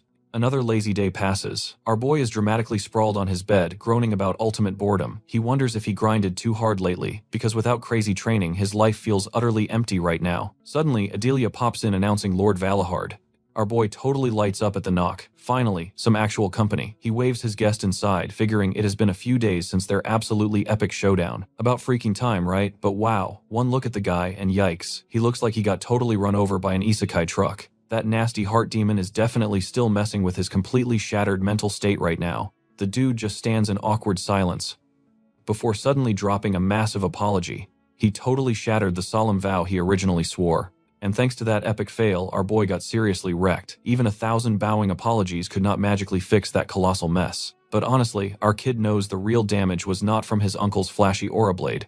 It was the insane backlash from using that crazy dragon-slaying poem. Suddenly his mother's warning totally echoes in his mind. Since he stirred up this massive drama, his uncle's political standing must be a total nightmare. Meanwhile, his uncle is drowning in absolute guilt, begging to pay compensation. "Take my arm," he offers dramatically. "Heck, take my eye if you want." Obviously, our boy is like, "Bro, why would I want your eyeball?" He remembers when this completely depressed guy was actually a total legend on the Swordmaster tier. But now he is nerfed by some incredibly stupid heart demon. So our hero plays the totally generous boss. He officially declares his very first request. "Just let me bust out of this boring place for a field trip." Valhart heavily sighs. "Your house arrest is officially over, kid. You can literally step outside whenever." But Adrien totally smirks. "I am not talking about a cute walk around the block. I need to travel far away. Like way outside the capital's boring walls." The uncle groans that organizing a massive royal road trip takes time. Plus, with that upcoming banquet, they absolutely cannot travel too far off the grid. But Adrien completely brushes off those boring logistics. Whatever that is, not a problem. Deal securely struck. The old man promises to send the actual itinerary soon and basically flees. Adrien then turns to his knight. "Dude, why are you staring at me?" The knight completely deadpans. "Well, I honestly expected your highness to demand something totally insane." The count totally failed his oath. This was the absolute perfect chance to completely fleece him. Adrien just casually shrugs. Seeing that incredibly stubborn boomer look so utterly defeated, I actually felt bad. The knight immediately bursts out laughing. Adrien just glares. "You are getting way too totally comfortable, pal." Just then, Adelia bursts into the room. The super important letter he desperately wanted has finally dropped. It is from Arwen. She totally brags about leveling up, recently hinting she might pop by for a visit soon. She basically begs him to stay completely safe until then. Our boy practically beams at the perfectly timed message. Talk about flawless comedic timing. 5 excruciating days drag by before his uncle officially greenlights the trip. 2 days later, departure time. A whole boring week later, our main character lounges in a carriage, casually asking which random territory they are crossing. His absolute buzzkill companion completely sighs. "Can you just sit still? If I am going to drop lore, you need to firmly plant yourself in that carriage seat." Basically, they are heading straight into Count Ellen's legendary domain. It is literally the ultimate weapons hub for the palace, packed with massive iron mines for premium loot and a legendary blacksmith guild to perfectly craft it. No cap, more than half of the royal family's completely overpowered gear drops straight from this blessed clan. Adrien's eyes totally light up. Since he just wildly leveled up his stats, it is absolutely time to snag an epic tier sword of his own. Normally, he could casually loot a decent blade from the royal vault. But life is never easy. Thanks to his absolute menace of a past, the higher-ups absolutely refuse to hand him a dangerous weapon. My totally awesome friend, with his completely chaotic track record, makes total sense. So to get a truly legendary weapon, he must totally go hunting outside the palace. Plus, Valhart is secretly a massive softie for setting this awesome trip up. Anyway, their absolutely grueling 20-day road trip officially begins. The itinerary: a quick 3-day pit stop at Count Ellen's turf, then they double back to the awesome Iron Lion Castle just 2 days away. After that, they will completely crash and recover before heading back to the royal capital. Right now, our poor hero has been totally trapped in this bumpy carriage for 3 agonizing days straight, and his boring travel buddy makes it absolutely worse. Utterly dying of sheer boredom, he figures he might as well check his totally drained mana heart while just sitting there. It is completely hollowed out from that insane dragon poem backlash. But hey, time to start massively grinding stats again. His completely overpowered senses remain totally sharp. He easily detects everything from the gentle outside breeze to the absolutely clueless knights chatting away. By casually absorbing those tiny ambient mana particles, he slowly starts power charging his empty mana core back to life. Shockingly, it totally works. But wait, something is incredibly different this time. His internal mana heart has massively expanded. Ping. The system totally freaks out. Warning, he performed an impossible miracle, glimpsing a truly terrifying god-tier will. Adrien realized this was the brutal hangover from spamming his overpowered dragon form. Right on cue, the glorious system chimed in. Ding, he just unlocked the sword specialist class. His mana connection leveled up, finally breaking through those annoying administrative blocks. The result, his third eye ability got a massive, totally broken power boost. Wasting absolutely zero time, he checked out his own stats, realizing his physical body had evolved into a total cheat code. Cut to Count Ellen's territory. And seriously, would you look at the absurd size of this guy's mansion? Cue the standard noble greeting with some guy practically drooling over the extreme honor of meeting them. The chatterbox introduced himself as Edgar of the Ellen family with his silent sidekick, Torrance, tagging along. Adrien played the polite guest. The guy in the flashy red uniform then offered to escort our bone-tired heroes to their VIP suite. Strolling through the massive hallways, our boy couldn't help but wonder, wasn't this place famous for crafting epic gear? And yep, the entire crib was absolutely stuffed to the ceiling with shiny weaponry. But hold up, they were just flashy, low-tier trash weapons, complete mall ninja garbage that would shatter in a real fight. Finding legendary loot here would be a huge headache. Flipping the script, he casually asked if the legendary blacksmith guild was actually parked somewhere nearby. If so, he definitely needed a VIP tour. Minutes later, the sweaty butler nervously warned him that crafters were notoriously rude and super stubborn. Apparently, when these guys get into the crafting zone, they would literally ghost the local lord to his face. So he begged our prince to just chill and forgive their terrible manners, blaming it all on the classic artisan spirit. Entering the scorching forge, our hero was genuinely shook. The guide nervously babbled about the insane heat, begging his highness to tap out if the fire got too extreme to handle. But our hero just watched silently. Amid the roaring flames and chaotic hammering, one ridiculously crisp, perfect clink stood out from the crowd.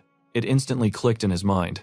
Jackpot, this was exactly the vibe he was hunting for. I mean, his literal oldest memory was being an actual sword, remember? Just then, Adelia started freaking out about his highness sweating buckets. He completely ignored her, entirely hypnotized by the mesmerizing rhythm of the old blacksmith. Suddenly, the whole crew dropped their hammers to properly bow to the Grand Prince, with the boss man stepping up for introductions. Yet one absolute madman just kept aggressively hammering away. The furious boss screamed at him to drop the tools and grovel, but Adrien coldly ordered the noisy manager to shut his trap. Glancing at the terrified apprentices, it was totally obvious they were dragged away from their work against their will. He smirked, warning them that their precious iron was cooling down.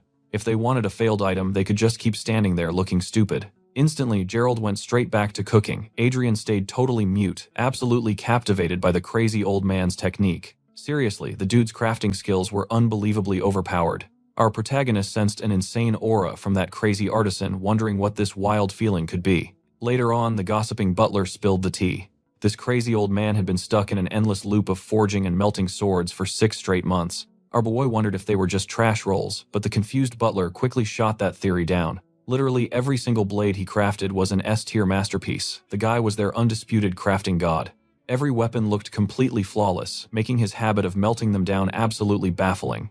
Plus, this absolute mad lad hadn't slept in a month, just hyper-focusing on his mysterious grind. Considering his advanced age, the whole guild was massively stressing out over his dropping health bar. Hearing this insane dedication, Adrien could only smile. Now that is what you call a top-tier craftsman.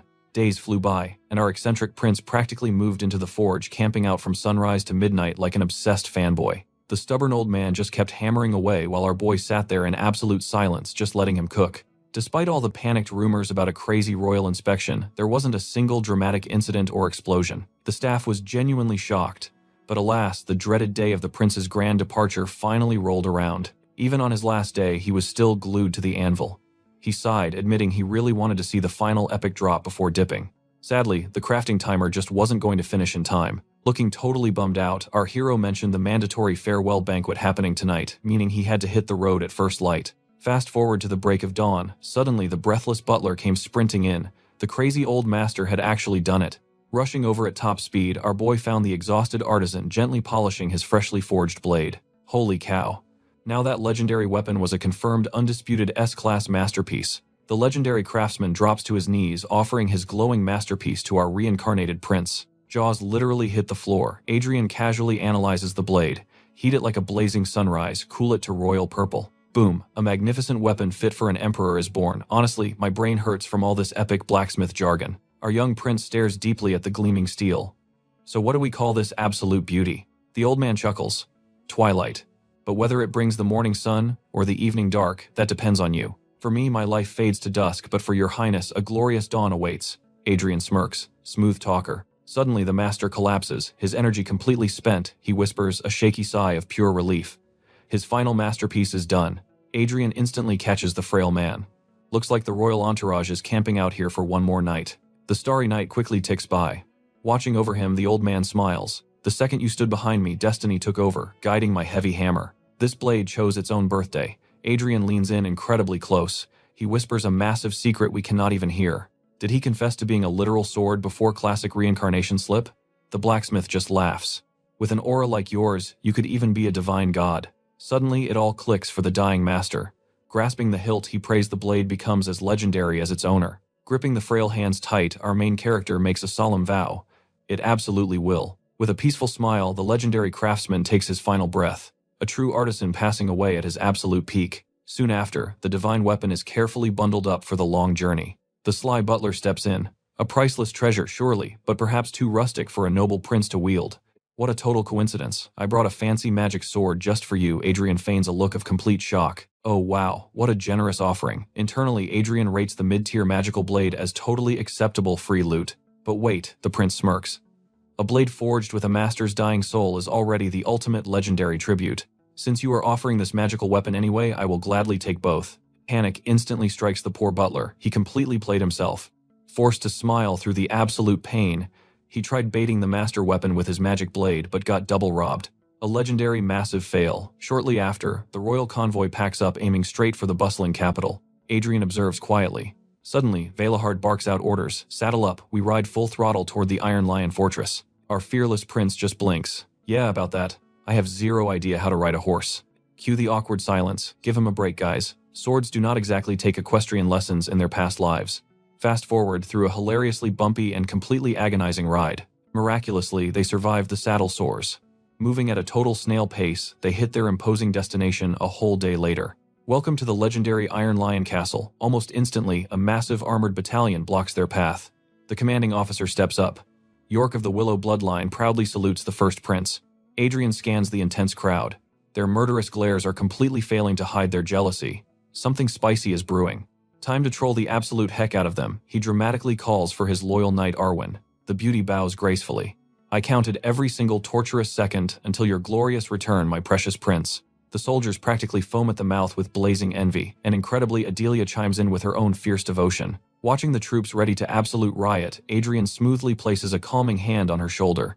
She snaps back to her cool self. A perfect flex of his absolute authority, he turns back to Arwen.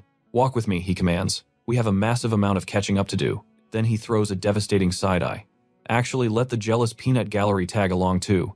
Moments later, Adrien draws his blade. They call the Iron Lions the strongest swordsmen around. Let us test that rumor. So who wants to get completely wrecked first? The ranks erupt in chaotic arguing, while our prince just smirks. Scared of hitting royalty, I swear on the Leonberger bloodline, no executions if you accidentally scratch my face. Total silence. Nobody. Wow, I guess the legendary Iron Lions are just a pack of timid little kittens. Snap, a hot-headed soldier finally takes the bait. Enter Dale, the enraged redhead, stepping up to the fierce challenge. I am complete garbage at the Iron Lion style, but please let this humble scrub challenge your highness. Adrien just laughs it off. Hey, no sweat, he literally invited this epic beatdown to happen. Zero hesitation, the dude attacks, but our boy effortlessly parries the strike like an absolute raid boss. While the redhead heavily struggles, Adrien instantly yeets the poor guy across the courtyard with zero effort. Bro, having a mana heart is basically cheating. Without blinking, Adrien aggressively demands the next poor victim. Another brave fool tries his luck. Spoiler alert, he gets embarrassingly trashed, just like his poor buddy. Fast forward a bit, our crazy protagonist is literally speedrunning through these hopelessly outmatched royal fortress guards. Adrien is practically yawning. In minutes, the entire squad is hilariously face-planting the dirt, completely knocked out. His patience is hitting rock bottom. Our guy desperately wants to brawl with the actual heavyweight veterans. Then he casually drops a bombshell on Arwen. When he heads back home, she is totally coming. She quietly accepts the sudden command. Suddenly, a new challenger approaches, claiming Adrien loves some spicy gambling. So to keep things aggressively entertaining, this random dude proposes a totally high-stakes wager right then. But Adrien instantly reads the room. He fiercely rejects it, practically screaming that Arwen is no trophy. If he really wants to gamble, they urgently need a vastly different prize. Flexing his shiny new blade, Adrien offers it up as the winning prize. The crowd collectively gasps. Before Arwen can nervously object, Adrien smoothly declares her worth completely crushes any legendary fancy sword. In his mind, an actual genius swordmaster completely outclasses some overhyped piece of pointy metal. The short-haired punk accepts. He flexes his title as Dunran Fahrenheit, bragging about almost hitting triple current. Adrien savagely mocks him for just being double current. Furious Dunran reveals his blade is a masterwork. If Dunran wins, his masterpiece goes to the prince. Smirking, Adrien calls out that absolutely hilarious coincidence. Drawing his own crazy weapon, Adrien casually flexes that he also got a blade from that master. Behold, the master's 100th legendary creation. Dunran completely freaks out, claiming he never heard about this. With a massive grin, Adrien casually mentions the master literally just finished forging it days ago. Exploding with fiery mana, the soldier admits that while the prince fights completely wrong, his ridiculous grinding effort is undeniably visible. So, to properly respect that insane hustle, he is going absolutely all out right now. Adrien laughs off the complete nonsense. It genuinely does not matter because this was never his true playground. He savagely declares that he only cares about earning respect from his own fiercely loyal crew. Igniting his crazy mana heart, he tells Arwen to watch. This totally overpowered path is her new destiny. Getting ridiculously hyped, Arwen starts glowing with excitement. She fiercely swears to follow his insane royal commands. Cutting elsewhere, Valhard grumbles about how many times they visited the Iron Lion Castle. His sidekick confirms 4 trips.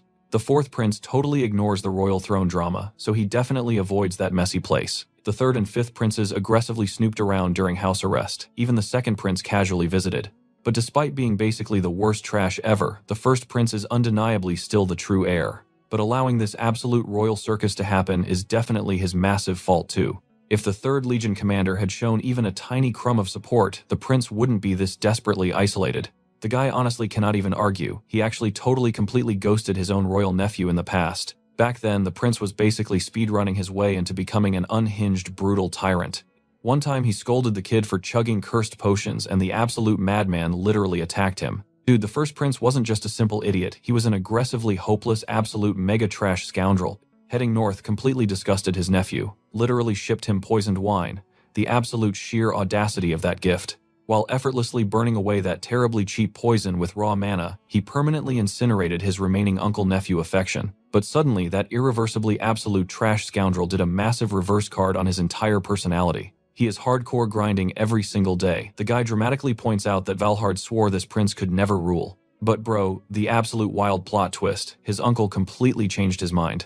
He firmly believes this completely reborn, overpowered kid is totally different from the toxic trash bag he once was.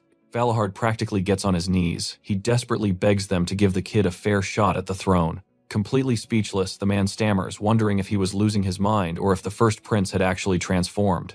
Suddenly, a breathless soldier bursts through the doors. Oh boy, you just know this spells absolute disaster. Strolling the castle halls later, the guy casually dismisses the panic, claiming his elite soldiers know exactly when to hold back. So absolutely 0 casualties. He guarantees they would never knock a royal out cold. But Valahard smirks. Right now, you should pray for your own poor knight. Boom, exactly as predicted, out of nowhere the veteran knight gets launched through the air like a rag doll. The poor dude crashes hard, completely defeated. The entire crowd drops their jaws. His Highness claimed another shocking victory. His companion's brain practically short-circuits in disbelief. Valahard just chuckles. I totally warned you, did I not? Our crazy main character does not even pause for breath. Raising his blade, he arrogantly demands the next challenger. Flashing back to his fierce clash with the short-haired guy, our hero realizes his current battle poem lacks punch, and obviously dropping the epic Dragon Slayer verses on a basic grunt is total overkill. Boom, he violently ignites his mana heart. Suddenly absolute power surges, making his very own body feel utterly alien. Unbelievably, that legendary sensation returns. The kid slips into an absolute godlike state of supreme hyper-focus. Steel violently sings against steel. Snapping back to reality, his opponent is literally blasted across the entire arena. Time flies, and an unstoppable Adrien flawlessly sweeps the floor with every single soldier foolish enough to approach. By sunset, our absolute madman of a prince had utterly decimated a huge chunk of their elite knight order. Reciting his mystical verses, a system screen pings, a brand new line unlocks. His tragic morning poem just evolved into an epic battle anthem. Right then, the utterly exhausted boy was dangerously close to blacking out. Thankfully, a battered knight catches him. The man fiercely declares his absolute respect for his highness and his undeniable victory. The entire squad salutes our clueless main character. He sweats nervously, thinking, were these guys not trying to murder me? Meanwhile, Valahard and the stunned commander observe this crazy spectacle from afar. The commander sighs. These muscleheads are ridiculously simple. Nothing gets their blood pumping anymore except fierce swordplay and victory. Valahard chuckles. Judging by his pale face, the kid totally expected pure hatred, but to true warriors, a clean defeat beats a cowardly win. Honestly, glorious victory or crushing defeat barely matters. Overhearing this, Adrien smiles. He thought his glorious past vanished with his destroyed mana heart. Yet amazingly, one precious thing survived the test of time. Win or lose, the fiercely blazing spirit of a true knight never dies. Later, our prince finally heads back to his territory, tossing a cool goodbye and hoping their paths clash again someday. With the absolute chaos finally handled, our boy casually steps up to the royal carriage. Suddenly, he orders the count to completely bury the rumors of his crazy strength. Confused, Willowen asks, would flexing this power not secure royal authority? Smirking wickedly, our prince disagrees. This time is special.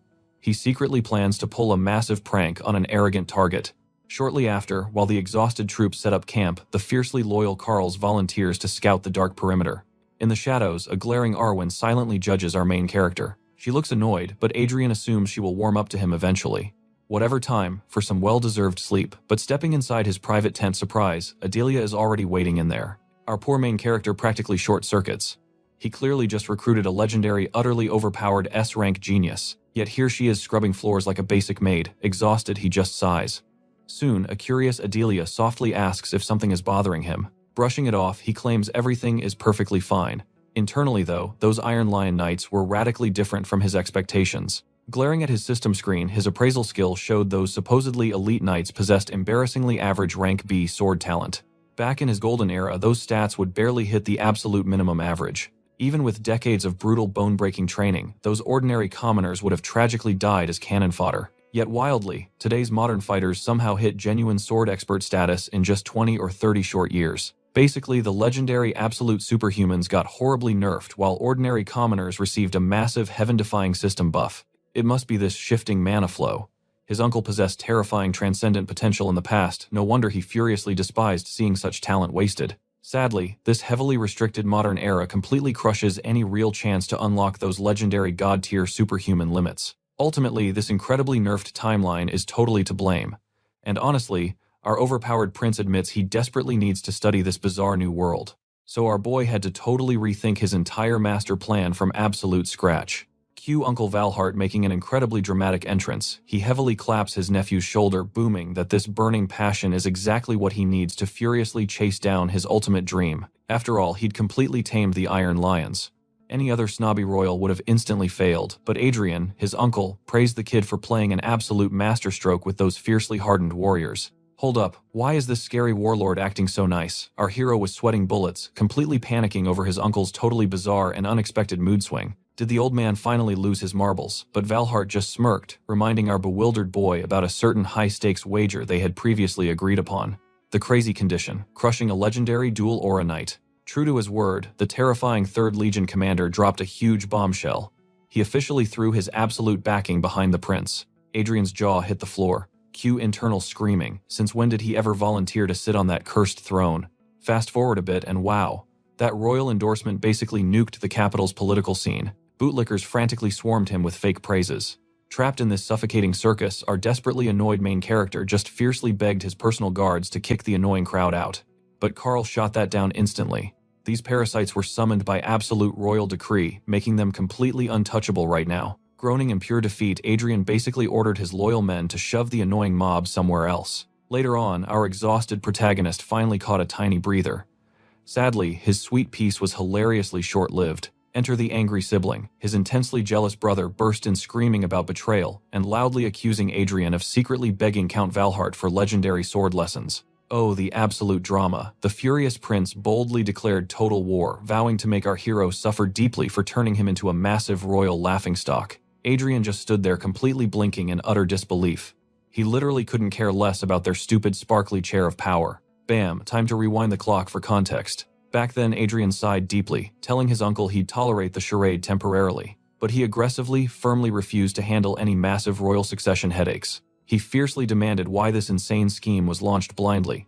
Chuckling darkly, Valhart wondered if his nephew actually stressed over his safety. After all, the mighty Count was the absolute iron wall defending their fragile nation from terrifying northern beasts. He boldly promised their noble house would survive provided those pampered royals never forgot the chilling terror of the freezing winter. Honestly, this massive political earthquake was an unavoidable dark fate that was bound to violently shake the kingdom eventually. With piercing eyes, he asked if Adrien really ignored the brutal destiny of discarded firstborns.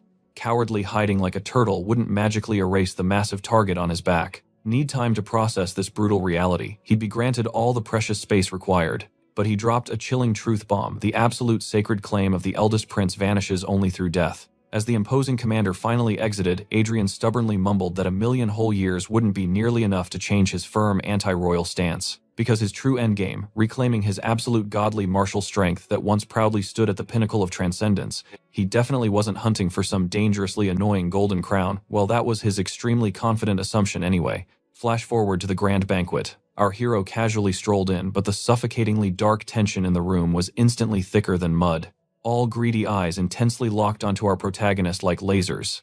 Even a super creepy hooded stalker lurked silently in the dark shadows, and boom, the most stressful party ever officially kicked off. Dude, my spider senses are screaming that total chaos is approaching. Strolling downstairs, Adrien coldly scanned the room seriously, doubting if these clowns were genuinely the kingdom's top elite. Hilariously, his system fully exposed their wicked serpent heart traits. These scumbags were certified greedy parasites who ruthlessly crushed the weak just to secretly line their own deep pockets. Only that tiny elite squad stationed right up front genuinely deserved his precious attention. Approaching Taylor, the main character quietly mumbled they needed a serious chat. Sure, the guy lacked overwhelming genius, but hey, at least his soul wasn't totally completely rotten yet. Honestly, basic decency was totally enough. Tonight they'd become the perfect hidden vessels to quietly nurture his powerful seeds. Dude, talk about some heavily intense foreshadowing. Suddenly, a wildly panicked guard loudly announced the grand arrival of Ambassador Quan de Bourgogne-Melier. Seriously, what an absurdly massive tongue twister. The entire room instantly scrambled to bow deeply before this terrifying super elite old geezer. The ancient diplomat smirked darkly, claiming it had been ages. Hearing that exact legendary name, our hero's eyes widened in sheer shock. Cue a crazy mental flashback. Adrien powerfully realized this wrinkly villain was the exact same absolute demon he had relentlessly battled 4 whole centuries ago. This legendary monster ruthlessly carved bloody scars across the entire nation. Yet this total madman actually dared to show his face here. Suddenly, a wildly clumsy noble dramatically tripped completely, soaking our stunned hero from head to toe in alcohol. Sweating massive buckets, the noble begged for mercy. Completely unfazed, Adrien casually brushed it off. Pivoting instantly, he whispered to Carl, demanding the clumsy guy's identity, revealing it was Marcus Bierfeld. Smirking slightly, Adrien internally realized not absolutely everyone here was completely rotten. That splash of water finally chilled his blazing temper. Moments later, our main character splashed his face. Suddenly, his uncle appeared. He warned that Marquis Bierfeld had noticed his murderous aura. He looked completely ready to start a riot. The Marquis was absolutely spot on. Our boy was hanging by a literal thread. His uncle demanded his actual plan. He scoffed, claiming he wasn't reckless. But one massive question still burned in his mind. The corrupt Bourgogne family arrogantly ruled the capital. Worse, the spineless nobles practically worshipped them over the actual royal family. The air was way too thick for peace. And this toxic power dynamic, definitely not a mutual alliance. Seriously, how did this proud nation hit rock bottom? His uncle sighed, revealing a brutally simple history. In the glorious past, fearless knights bravely rose up, crushing the endless imperial invasions. But time is cruel. The empire expanded relentlessly, creating an absolutely insurmountable power gap. Facing an unstoppable continental superpower, this proud kingdom was brutally forced to its knees. Hearing this grim truth, Adrien finally connected the missing pieces. Despite being a tiny borderland, this resilient nation once possessed a secret weapon against that monstrous empire. Legendary founding myths, mountain-like achievements, and the sacred knightly poems. Tragically, every single drop of that glory had vanished. Suddenly, a fire ignited in our protagonist's eyes. He boldly declared his new ambition to claim the ultimate throne. Valahard was completely stunned. Adrien knew this path invited chaos, but destiny demanded action. He literally forged half this kingdom himself. Later, returning to the grand banquet hall, our hero noticed the aristocrats sweating nervously. Adrien brutally scoffed at their pathetic manners. Even a lowly foreign diplomat received far better respect. Memories flooded back. Nobody ever expected his former comrade to ascend the throne. Back then, he was just some clueless country bumpkin, yet that rustic legend boldly commanded the masses, mirroring the exact legendary stance Adrien was taking right now. Taking a deep breath, he chanted the sacred knightly poem. It was definitely less cringeworthy than the Dragon Slayer epic. Still, it was the absolute perfect ultimate flex for this exact chaotic moment. Hell yeah. Boom. A majestic royal aura cloaked him. The mesmerized crowd instantly froze in awe, dropping into deep terrified bows. Ah, sweet respect, Adrien commanded them to rise. But suddenly a spine-chilling aura pierced through the room. Glancing sideways, his eyes locked onto a mysterious hooded figure. The hood dropped. Holy crap, a literal elf, she purred, genuinely shocked that mortals still chanted the ancient verses. Adrien's heart violently skipped a beat. Why the hell was this absolute psycho here? God-tier beauties who cherish nature and protect every single innocent bug. Majestic forest guardians living for centuries. At least that is the naive human fairy tale. Reality check. They are bloodthirsty predators using their heavenly looks to slaughter victims. And hero-tier high elves, utterly terrifying walking disasters. And the beauty standing before him, far beyond your average high-tier forest menace. Meet Sigun, a 1,000-year-old ancient high elf. She practically carried the legendary expedition that massacred the Raging Dragon 4 centuries ago. This totally insane stalker was dangerously obsessed with capturing him back then. After his dramatic death, he desperately prayed she hadn't seen through his new identity. The elf narrowed her eyes suspiciously, asking if they had met. Adrien practically broke his neck, shaking his head, lying about never seeing an elf. The lethal beauty intensely glared at him. 4 centuries ago, Sigun was basically an invincible raid boss. He dreaded thinking about the absolute monstrous power she wielded now. Breaking the silence, she smirked. Humans usually display 2 distinct reactions to her kind. Weak mortals instantly fall prey to their divine charm, but true martial masters immediately trigger their combat survival instincts. However, she casually mocked that His Highness clearly lacked that elite combat awareness. Adrien deadpanned that she just wasn't his type. Obviously, that bruised her massive ancient ego. Pulling up her hood, she coldly muttered that this brief encounter was delightfully entertaining. As she vanished, Adrien let out a massive breath. Crisis officially averted for today. Moments later, a literal parade of marriage candidates swarmed our hero. Dude, they even brought a literal toddler. This entire circus was absolute madness. Meanwhile, his mother fiercely lectured about the insanely impossible standards for a future queen. Thank God, because that hag's endless rambling was driving me insane. Suddenly, a royal guard announces the unthinkable. An elven delegation demands an audience. Right on cue, the mysterious hooded girl steps forward. Sigrun of the Mistletoe tribe offers greetings to the beautiful Queen Margarita. So that is her actual name. I had absolutely no clue. She notes their rare visit. An elf gracing the kingdom is a shocking historical event. Without missing a beat, Sigrun asks if Her Majesty seeks a worthy bride for the royal prince.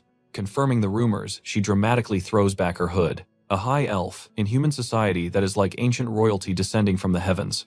Surprisingly, she claims their ages align perfectly. Oh boy, I smell a forced marriage trope. Ageless elven beauty apparently makes for the absolute perfect human spouse. Who knew? Called it, she declares that locking eyes instantly sparked their intertwined star-crossed destiny. Hold up. Elves literally cannot lie about fate.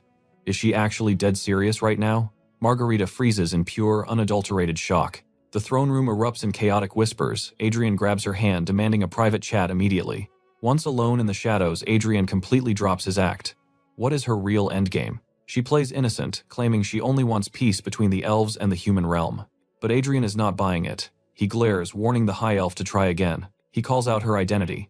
The blood-soaked executioner wielding the Mistletoe tribe's cursed blade. Is she here to spy or slaughter? Sigrun's smug smile shatters. How does he know? Adrien sweats internally. She is an absolute monster. Right now he could never defeat her. And if she truly sensed his destiny, that means her power is terrifyingly high. She can literally read his reincarnated soul. Sigrun smirks coldly. Knowing she is an executioner playing dumb is begging for a death sentence.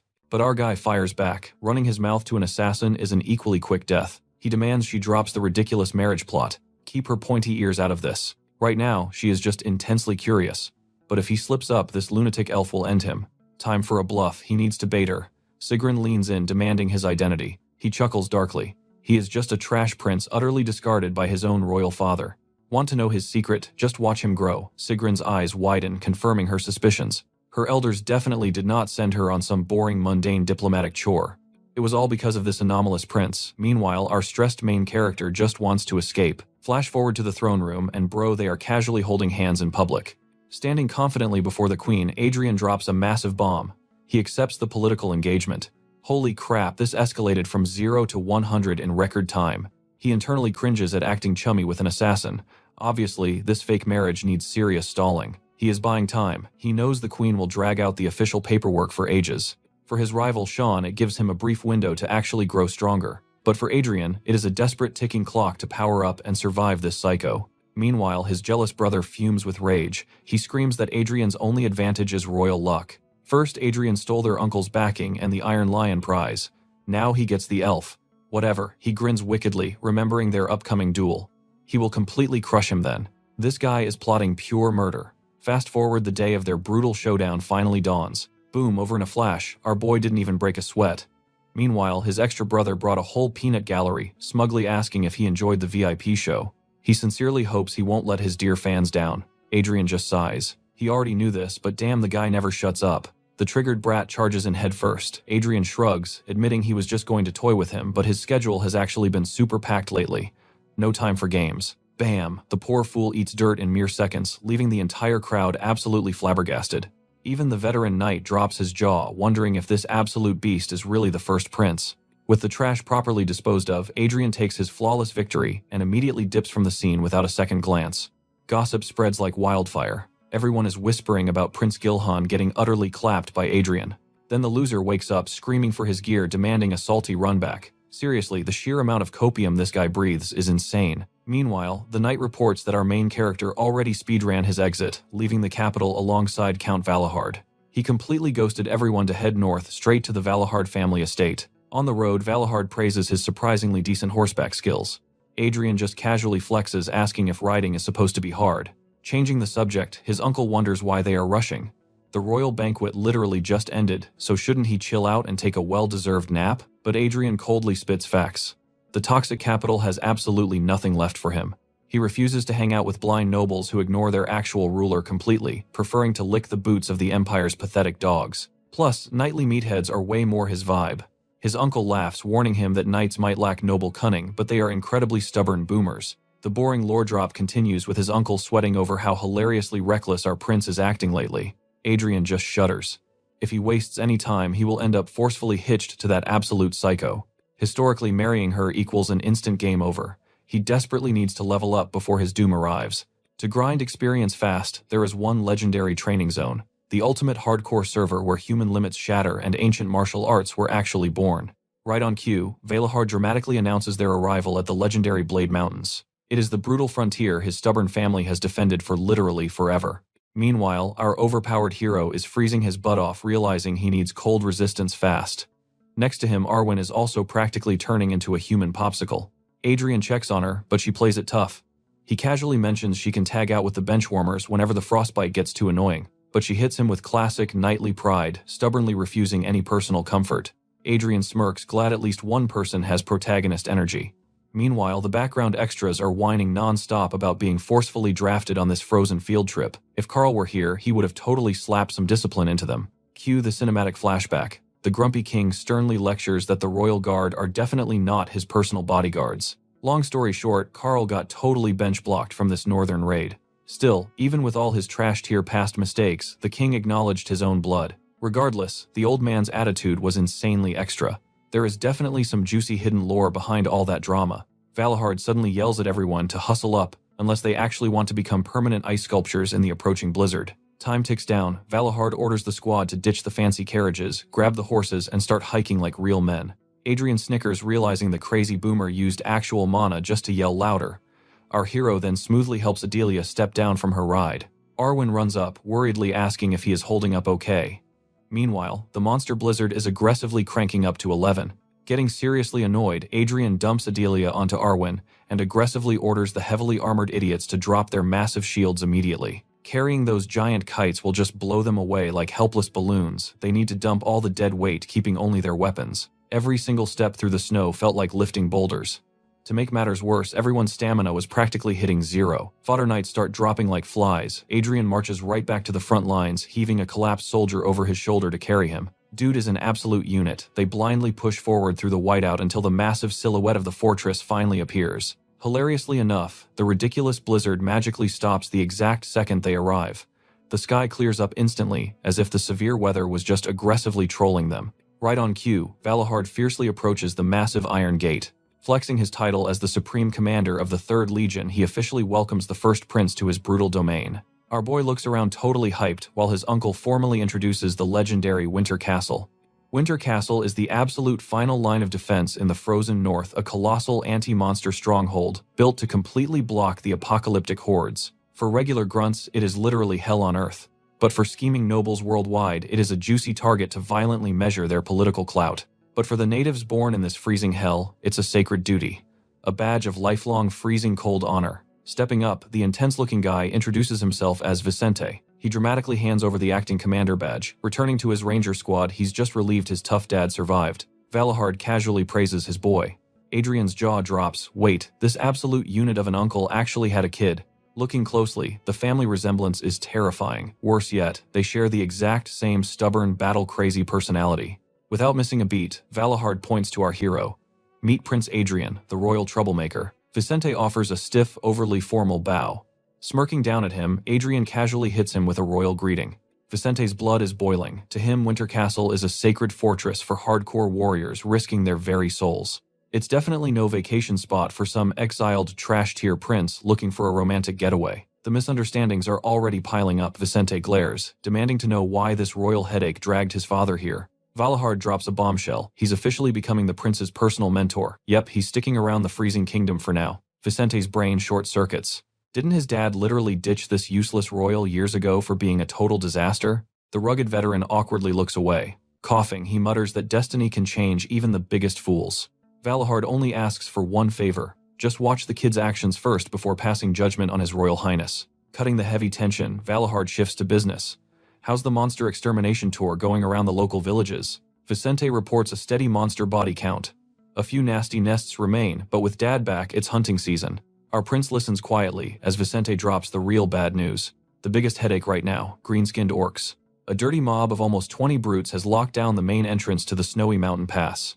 Arrows alone won't pierce that thick green muscle. The rangers desperately need heavily armored knights to breach the line. Boom, Adrien crashes the chat casually, volunteering to wipe out this entire green-skinned mess himself. Vicente panics. These aren't your basic tutorial orcs. One wrong move from the prince could sabotage the entire ranger network. Ignoring the boy, Adrien glances at his uncle. Valahard immediately demands the exact combat specs of these mountain freaks. Intel confirms roughly 20 targets currently holding the deadly front line. A hidden shaman or elite warrior could totally be lurking. Despite the deadly risk, Valahard asks if Adrien is ready. Vicente violently objects. That mountain gap is a crucial lifeline for his stealthy ranger squads. Turning it into a chaotic war zone ruins everything. Plus, if the precious prince gets scratched, Valahard's neck gets chopped. Listening to this rant, Adrien smirks. His battle-crazed uncle actually raised a super-logical, highly protective kid. They dive into tactical planning while Vicente looks like he just swallowed a massive sour lemon. Shortly after, our royal boss drops the suicide mission news onto his totally unprepared knights. He casually announces a 20-orc extermination quest. Sweating bullets, the head knight desperately whines. His contract only covers VIP escorting. Adrien just flashes a wicked grin. Perfect. To escort him, they'll have to charge right into the bloody slaughter. Checkmate. The prince marches off, realizing these lazy guards are his permanent party members, now dead or alive. Time for a hellish training arc. At first glance, this squad looks absolutely hopeless in a real monster raid. But since his prestigious family handpicked them, their basic combat stats have to be halfway decent, right? Even if half these sketchy dudes look more like shadowy assassins than actual frontline sword swingers. Moments later, Vicente aggressively takes the vanguard. He glares back, warning his clueless royal highness of the immense danger. If this crazy dungeon raid fails, the political fallout will absolutely crush the prince's future. Amidst their fiery staring contest, a blue system screen suddenly pops up. Error message. Target status window is completely blocked. Adrien's eyes narrow. Vicente must be a monstrous triple-chain aura user. Behind them, fake rangers nervously grip their night weapons. These undercover guards definitely plan to hijack the fight if things turn ugly. Let them underestimate the awakened prince. Zero time to waste. The brutal monster extermination quest finally kicks into high gear. Trudging through the deep snow, Vicente barks orders. They must lock down their stamina and march like absolute ghosts. Burn out early, and the freezing frostbite will totally shatter their combat power when the swords start swinging. Blah blah blah. Adrien deadpans, realizing this intense kid is way more of a chatterbox than his old man. Suddenly, a terrifying crunch echoes. A scout rips out his spyglass. Massive bloodthirsty orcs are swarming ahead and they look hungry. The grunt asks for a strategy. And obviously our genius plan Leroy Jenkins straight into the mob. Right on cue, an ugly green brute spots our hiding spot. Everyone awkwardly stares at our main character who's busy feeling nostalgic. Suddenly, a massive volley of arrows rains down, turning those monsters into pincushions. Without skipping a beat, our boy unsheathes his blade. He vaults over a clumsy swing and buries his steel deep into green flesh. He practically sighs in relief. Ah, the sweet smell of bloodshed. The chaotic battlefield is his true home. Arwen dramatically jumps in, screaming about danger. Our guy just rolls his eyes and tells her to step back. Blade raised, he recalls a wild history lesson. 4 centuries ago, these ugly grunts weren't mindless beasts, but the continent's proud overlords. This isn't some glorious fairy tale. It's just the gritty ballad of a miserable dude with a massive grudge against orcs. So Adrien starts reciting that edgy poetry again. And boom, a ridiculously massive aura explodes across the sky. Our hero gets completely battle-ready. Cue the sudden flashback sequence where some red-haired snob gossips about Winter Castle's crazy high mortality rate. But his shady boss smirks, telling him to chill out. Supposedly, there wouldn't be any actual fighting involved. He mocks the trash prince's deployment, betting the royal loser will just hide indoors and shamelessly steal all his mighty uncle's hard-earned achievements. The real VIP of this stage is the uncle, obviously. His only job, play Peeping Tom at Winter Castle and immediately report back if anyone sneezes suspiciously. Tossing over a heavy coin pouch, the boss demands results. Our greedy spy confidently brags that it'll be a total cakewalk. Flash forward to reality and it's a total disaster. Amidst the absolute slaughter, our confident spy is shivering like a pathetic chihuahua. Panicking, he blindly rushes a monster only to get swatted down like a total scrub. Enter Arwen, the ultimate lifesaver. She one-shots the gigantic beast effortlessly. Glaring down, she scolds him to never drop his guard in a war zone. The traumatized spy nods frantically, too terrified to argue. But breathing is a luxury they cannot afford. The massacre continues. Arwen desperately screams for the troops to hold the line. Sweating drops, she analyzes the monstrous wave. With their pathetic numbers wiping out, this horde is basically mission impossible. But hold up. Out of nowhere, a sharp blade brutally skewers an orc's heart. Jaws collectively drop.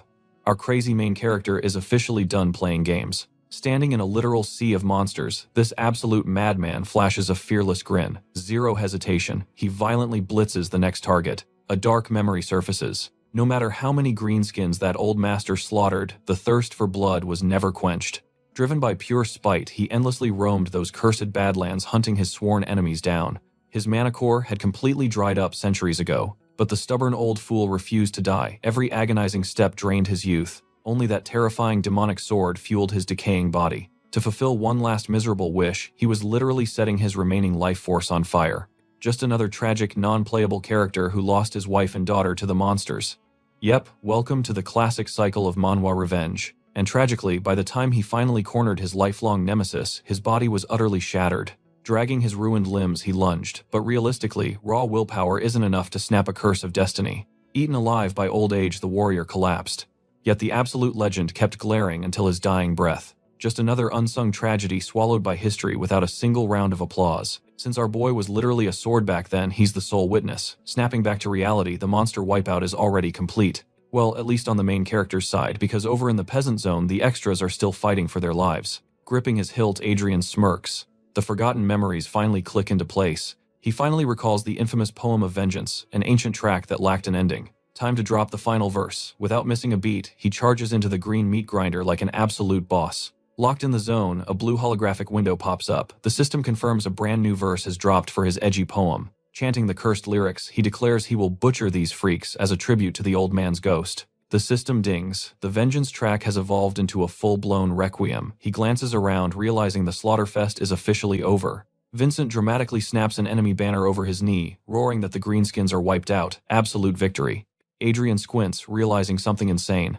That commander is named Vincent, the exact same name as the tragic old dude who sacrificed everything. What a crazy twist of fate. Two wildly different men bound by the exact same legendary name. Talk about crazy timing. That geezer actually swore to completely annihilate that entire species in his next life. Moments later, Vincent violently shoves a tattered red banner into our hero's hands. Battalion rules strictly dictate the most valuable player of the battle claims the enemy's flag. It is the ultimate winner's flex.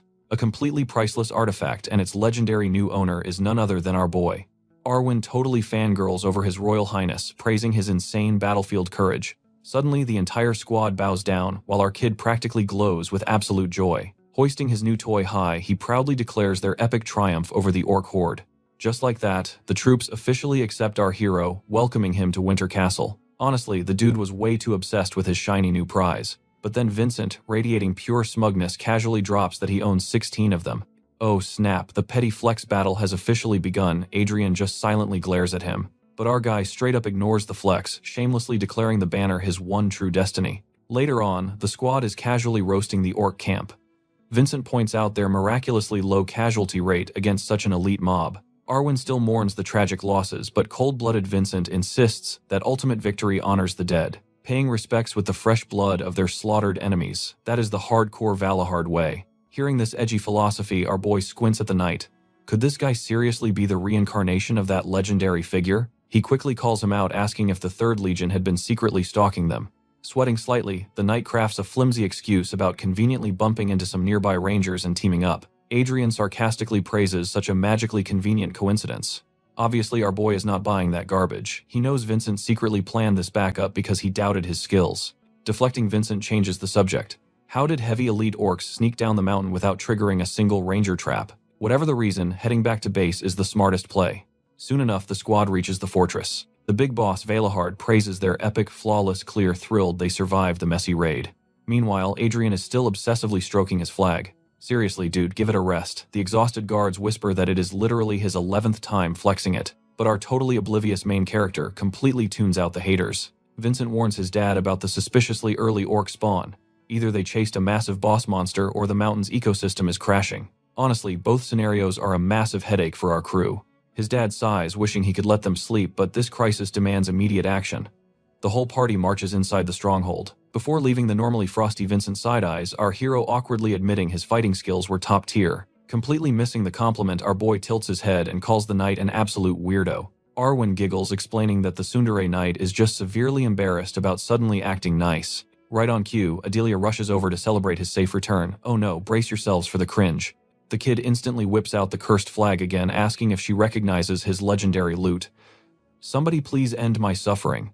A few days later, Vincent briefs him about an upcoming recon mission to investigate the shady mountain zones. Since the danger level is completely unknown, they are exclusively recruiting high-level veterans for this extreme expedition. Basically, they are kindly telling His Royal Highness to sit this dangerous raid out. Our hero sarcastically asks why he personally delivered a message they already discussed. Vincent grumbles about his dad's annoying orders. It finally clicks in Adrien's brain. The old man is desperately trying to force a friendship between them. Honestly, making friends should not be this painful. After kicking the knight out, our boy gets lost in deep thought, staring at that stupid flag. Oh, for heaven's sake, not again. He reflects on his insane combat focus. Reciting a full epic poem mid-battle was a massive power move. He will definitely need that skill later. Sure, he technically plagiarized those ancient verses, but he vows to master them completely. Suddenly, a strange scratching interrupts his thoughts. He snaps his head toward the window. A tiny bird is perched there, but bro, this creature radiates pure demonic energy. Adrien instantly knows exactly which crazy villain sent this familiar. Without warning, the tiny beast opens its beak. It cheerfully asks if he enjoyed her little surprise gift. Adrien freezes in absolute horror. He demands to know if she deliberately spawned that elite orc raid. The bird casually replies she simply provided a boss-level challenge for His Highness. She genuinely hoped he would love this deadly surprise. Adrien scoffed inwardly. Dozens of brave patrolmen had perished in that bloodbath, yet this crazy elf was chatting like it was a tea party. Pointy-eared voyeurs. They absolutely loved watching humans clash with the massive orc horde they had deliberately lured over. Ah yes, peak elven goodwill right there. Cutting through the nonsense, he demanded she drop the act and spit out her real objective. Playing the tragic heroine, she sighed at his freezing attitude. Claiming unrequited love was painful, she dramatically vowed to wait for his icy heart to melt. Then her tone dropped to a tantalizing whisper. Deep within the forbidden mountain peaks, a magnificent sight awaited his eyes. A primordial entity slumbered within those peaks. If he played his cards right, the resulting epic saga would be absolute legendary material. Suddenly her feathered avatar started glitching out. The cheeky elf whined that her magical bandwidth was hitting its absolute limit. With a pathetic thud, the bird dropped dead. Adrien rolled his eyes, dubbing her the supreme champion of sheer annoyance. Her hidden agenda was glaringly obvious. She desperately wanted him to compose a brand new legendary epic. Whatever her scheme was, he would gladly dance to her chaotic tune for now. Later on, Vincent explained the grim reality. The border guards treated the mountain skirts like their backyard, but absolute terror kept them from venturing deeper. Those who dared simply vanished. Their solemn duty was blocking the monstrous tides, not playing suicidal explorers in the abyss. Adrien raised an eyebrow. So the deepest core was a giant, terrifying mystery box. Historically, aura-wielding knights conquered every global mystery, chasing ultimate transcendence. Yet this hellish zone remained a totally forbidden sanctuary. Smirking at the deadly odds, he realized stepping into this cursed territory was the best chaotic decision ever. Panicking slightly, Vincent aggressively advised throwing any suicidal thoughts of deep mountain exploration straight into the garbage.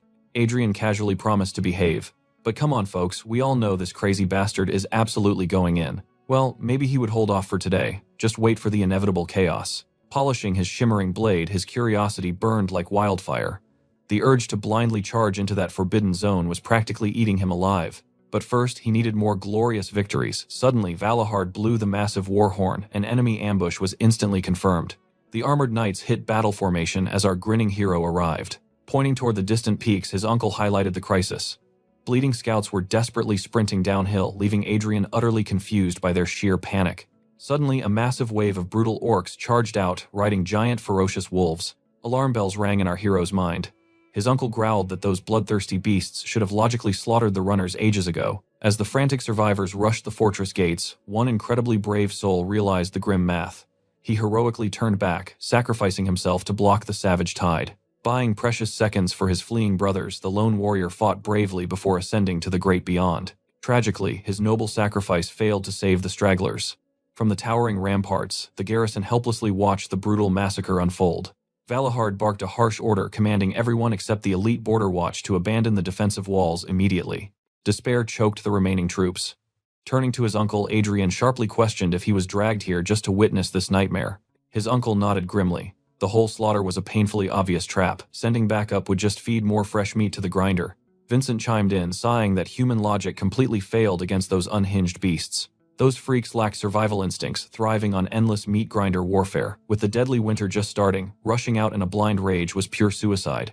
Right on cue, the monstrous horde aggressively marched toward the reinforced gates. Peering through a brass spyglass, a stunned guard spotted a miraculous sight. One of their fallen comrades was somehow still breathing out there. But the overwhelming sea of greenskins remained a fatal problem. Eyes narrowed, Valahard menacingly declared this brutal winter was mutating into an unprecedented disaster. Adrien suspected that devious elven manipulator was pulling these bloody strings. Suddenly, a terrifyingly hulking orc boss stomped onto the battlefield, unleashing a soul-shaking roar. It grabbed the survivor. Vincent panicked, predicting a brutal execution. Clamping a firm hand on his buddy's shoulder, our grinning hero confidently disagreed entirely. That wasn't an execution setup. The beast was actually throwing down a formal challenge. Lightning struck his mind. The elf's cryptic warning about a slumbering ancient horror finally made absolute terrifying sense. Shockingly, the colossal monster boomed in human tongues. He demanded an honorable clash to gloriously wash his disgraced legion's name in blood, all dedicated to their almighty sovereign. Utterly baffled, Valahard asked if these brainless brutes were genuinely using human hostages to force a gentlemanly brawl. Adrien eagerly confirmed the crazy theory, yet his comrades stared at him in sheer disbelief. Smirking, he declared that if words failed, he would just demonstrate it firsthand. Leaning over the towering ramparts, our crazy hero boldly accepted. He commanded the monster's lackeys to back off 200 paces and ditch their furry mounts immediately. The real battle was starting. The massive green dude is completely baffled. He asks how a puny human spits their tribal slang, wondering if he has secret orc DNA. But Adrien hits him with a casual shrug. He never even studied it, so are they finally throwing hands? The muscular boss gladly accepts, but he drops a heavy warning. Ruin this honorable duel with dirty tricks, and he is absolute dead meat. Our main character smirks, asking his squad if they finally trust his crazy skills. But those two goofs just stare like totally confused puppies. However, my dude, the realization quickly kicks in. They finally get the terrifying big picture. I mean, the entire green army literally backed off, leaving only the main fighters. Valahard is mind blown. He chilled here for dozens of winters, but never witnessed such a wild flex. Adrien sighs, telling them to pick their jaws off the floor. These ugly muscleheads have incredibly simple demands. It is a brutal 5-on-5 deathmatch, but get this, the fighters must be handpicked from the exact crew that survived the epic mountain range clash. The terrified squad frantically plots their genius strategy. Standing beside Arwen, Adrien casually points out that 2 deathmatch spots are already totally locked in. The sweating grunts absolutely panic, crying about how insanely suicidal this crazy plan is. But our unhinged kid laughs. Who else can spit their monstrous slang? Plus, he simply cannot reject a giant musclehead looking that hyped for battle. He turns to Arwen, asking if she is ready. Without skipping a single beat, our fierce magic queen confidently declares she is totally in. Minutes later, a flabbergasted Valahard begs to know his secret language tutor. The old man spent his entire life thinking these green beasts just grunted and smashed stuff. Adrien savagely tells the boomer to go read a book. He secretly knows only elite high-class orcs serving the tribal king can actually speak this ancient tongue. With the crazy terms completely locked in, the Suicide Squad prepares to drop down from the fortress wall. The ultimate deathmatch roster is officially set. Oh boy, this wild plot is finally getting incredibly spicy. Our main character smirks, knowing pure coincidences simply do not exist in this fantasy world. Because the exact second he stepped into this mess, rare elven envoys randomly spawned in a human kingdom they literally always ignore. And now, for the first time in 400 years, the legendary Orc King drops from the northern map. Honestly, his brain is fried trying to connect the plot dots, but who cares? It is time to smash. The epic showdown finally kicks off, and our boy is dripping with absolute overpowered main character confidence. The gigantic Orc King stares him down silently, wondering if this skinny kid is seriously his opponent. Adrien sassy grins, asking if the big guy is disappointed. Plot twist, it is exactly the opposite. The giant boss senses that our kid's crazy aura dwarfs everyone else, making him the absolute ultimate challenger. The monster drools, calling his magical body an absolute 5-star premium snack. Our boy laughs at the wild irony.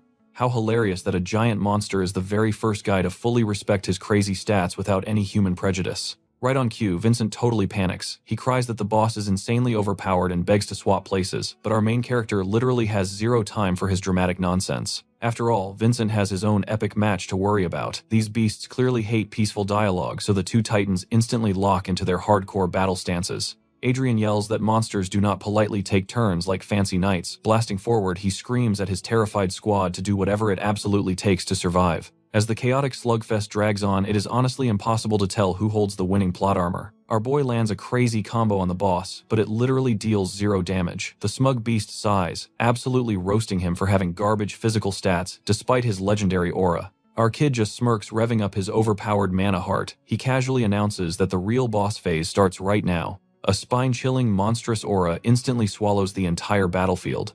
Adrien gets massive déjà vu. The absolute terror radiating from his soldiers perfectly matches the edgy vibes of that legendary vengeful wanderer who once soloed the Grand Plains. The more his brain goes into flashback mode, the more he realizes that speedrunning straight into this deadly zone was absolutely a massive big brain move. Popping his ultimate skill, he sarcastically thanks the boss for waiting. He casually states, "This giant monster is basically just free experience points for his next massive level up." Oh man, the kid is officially done playing around.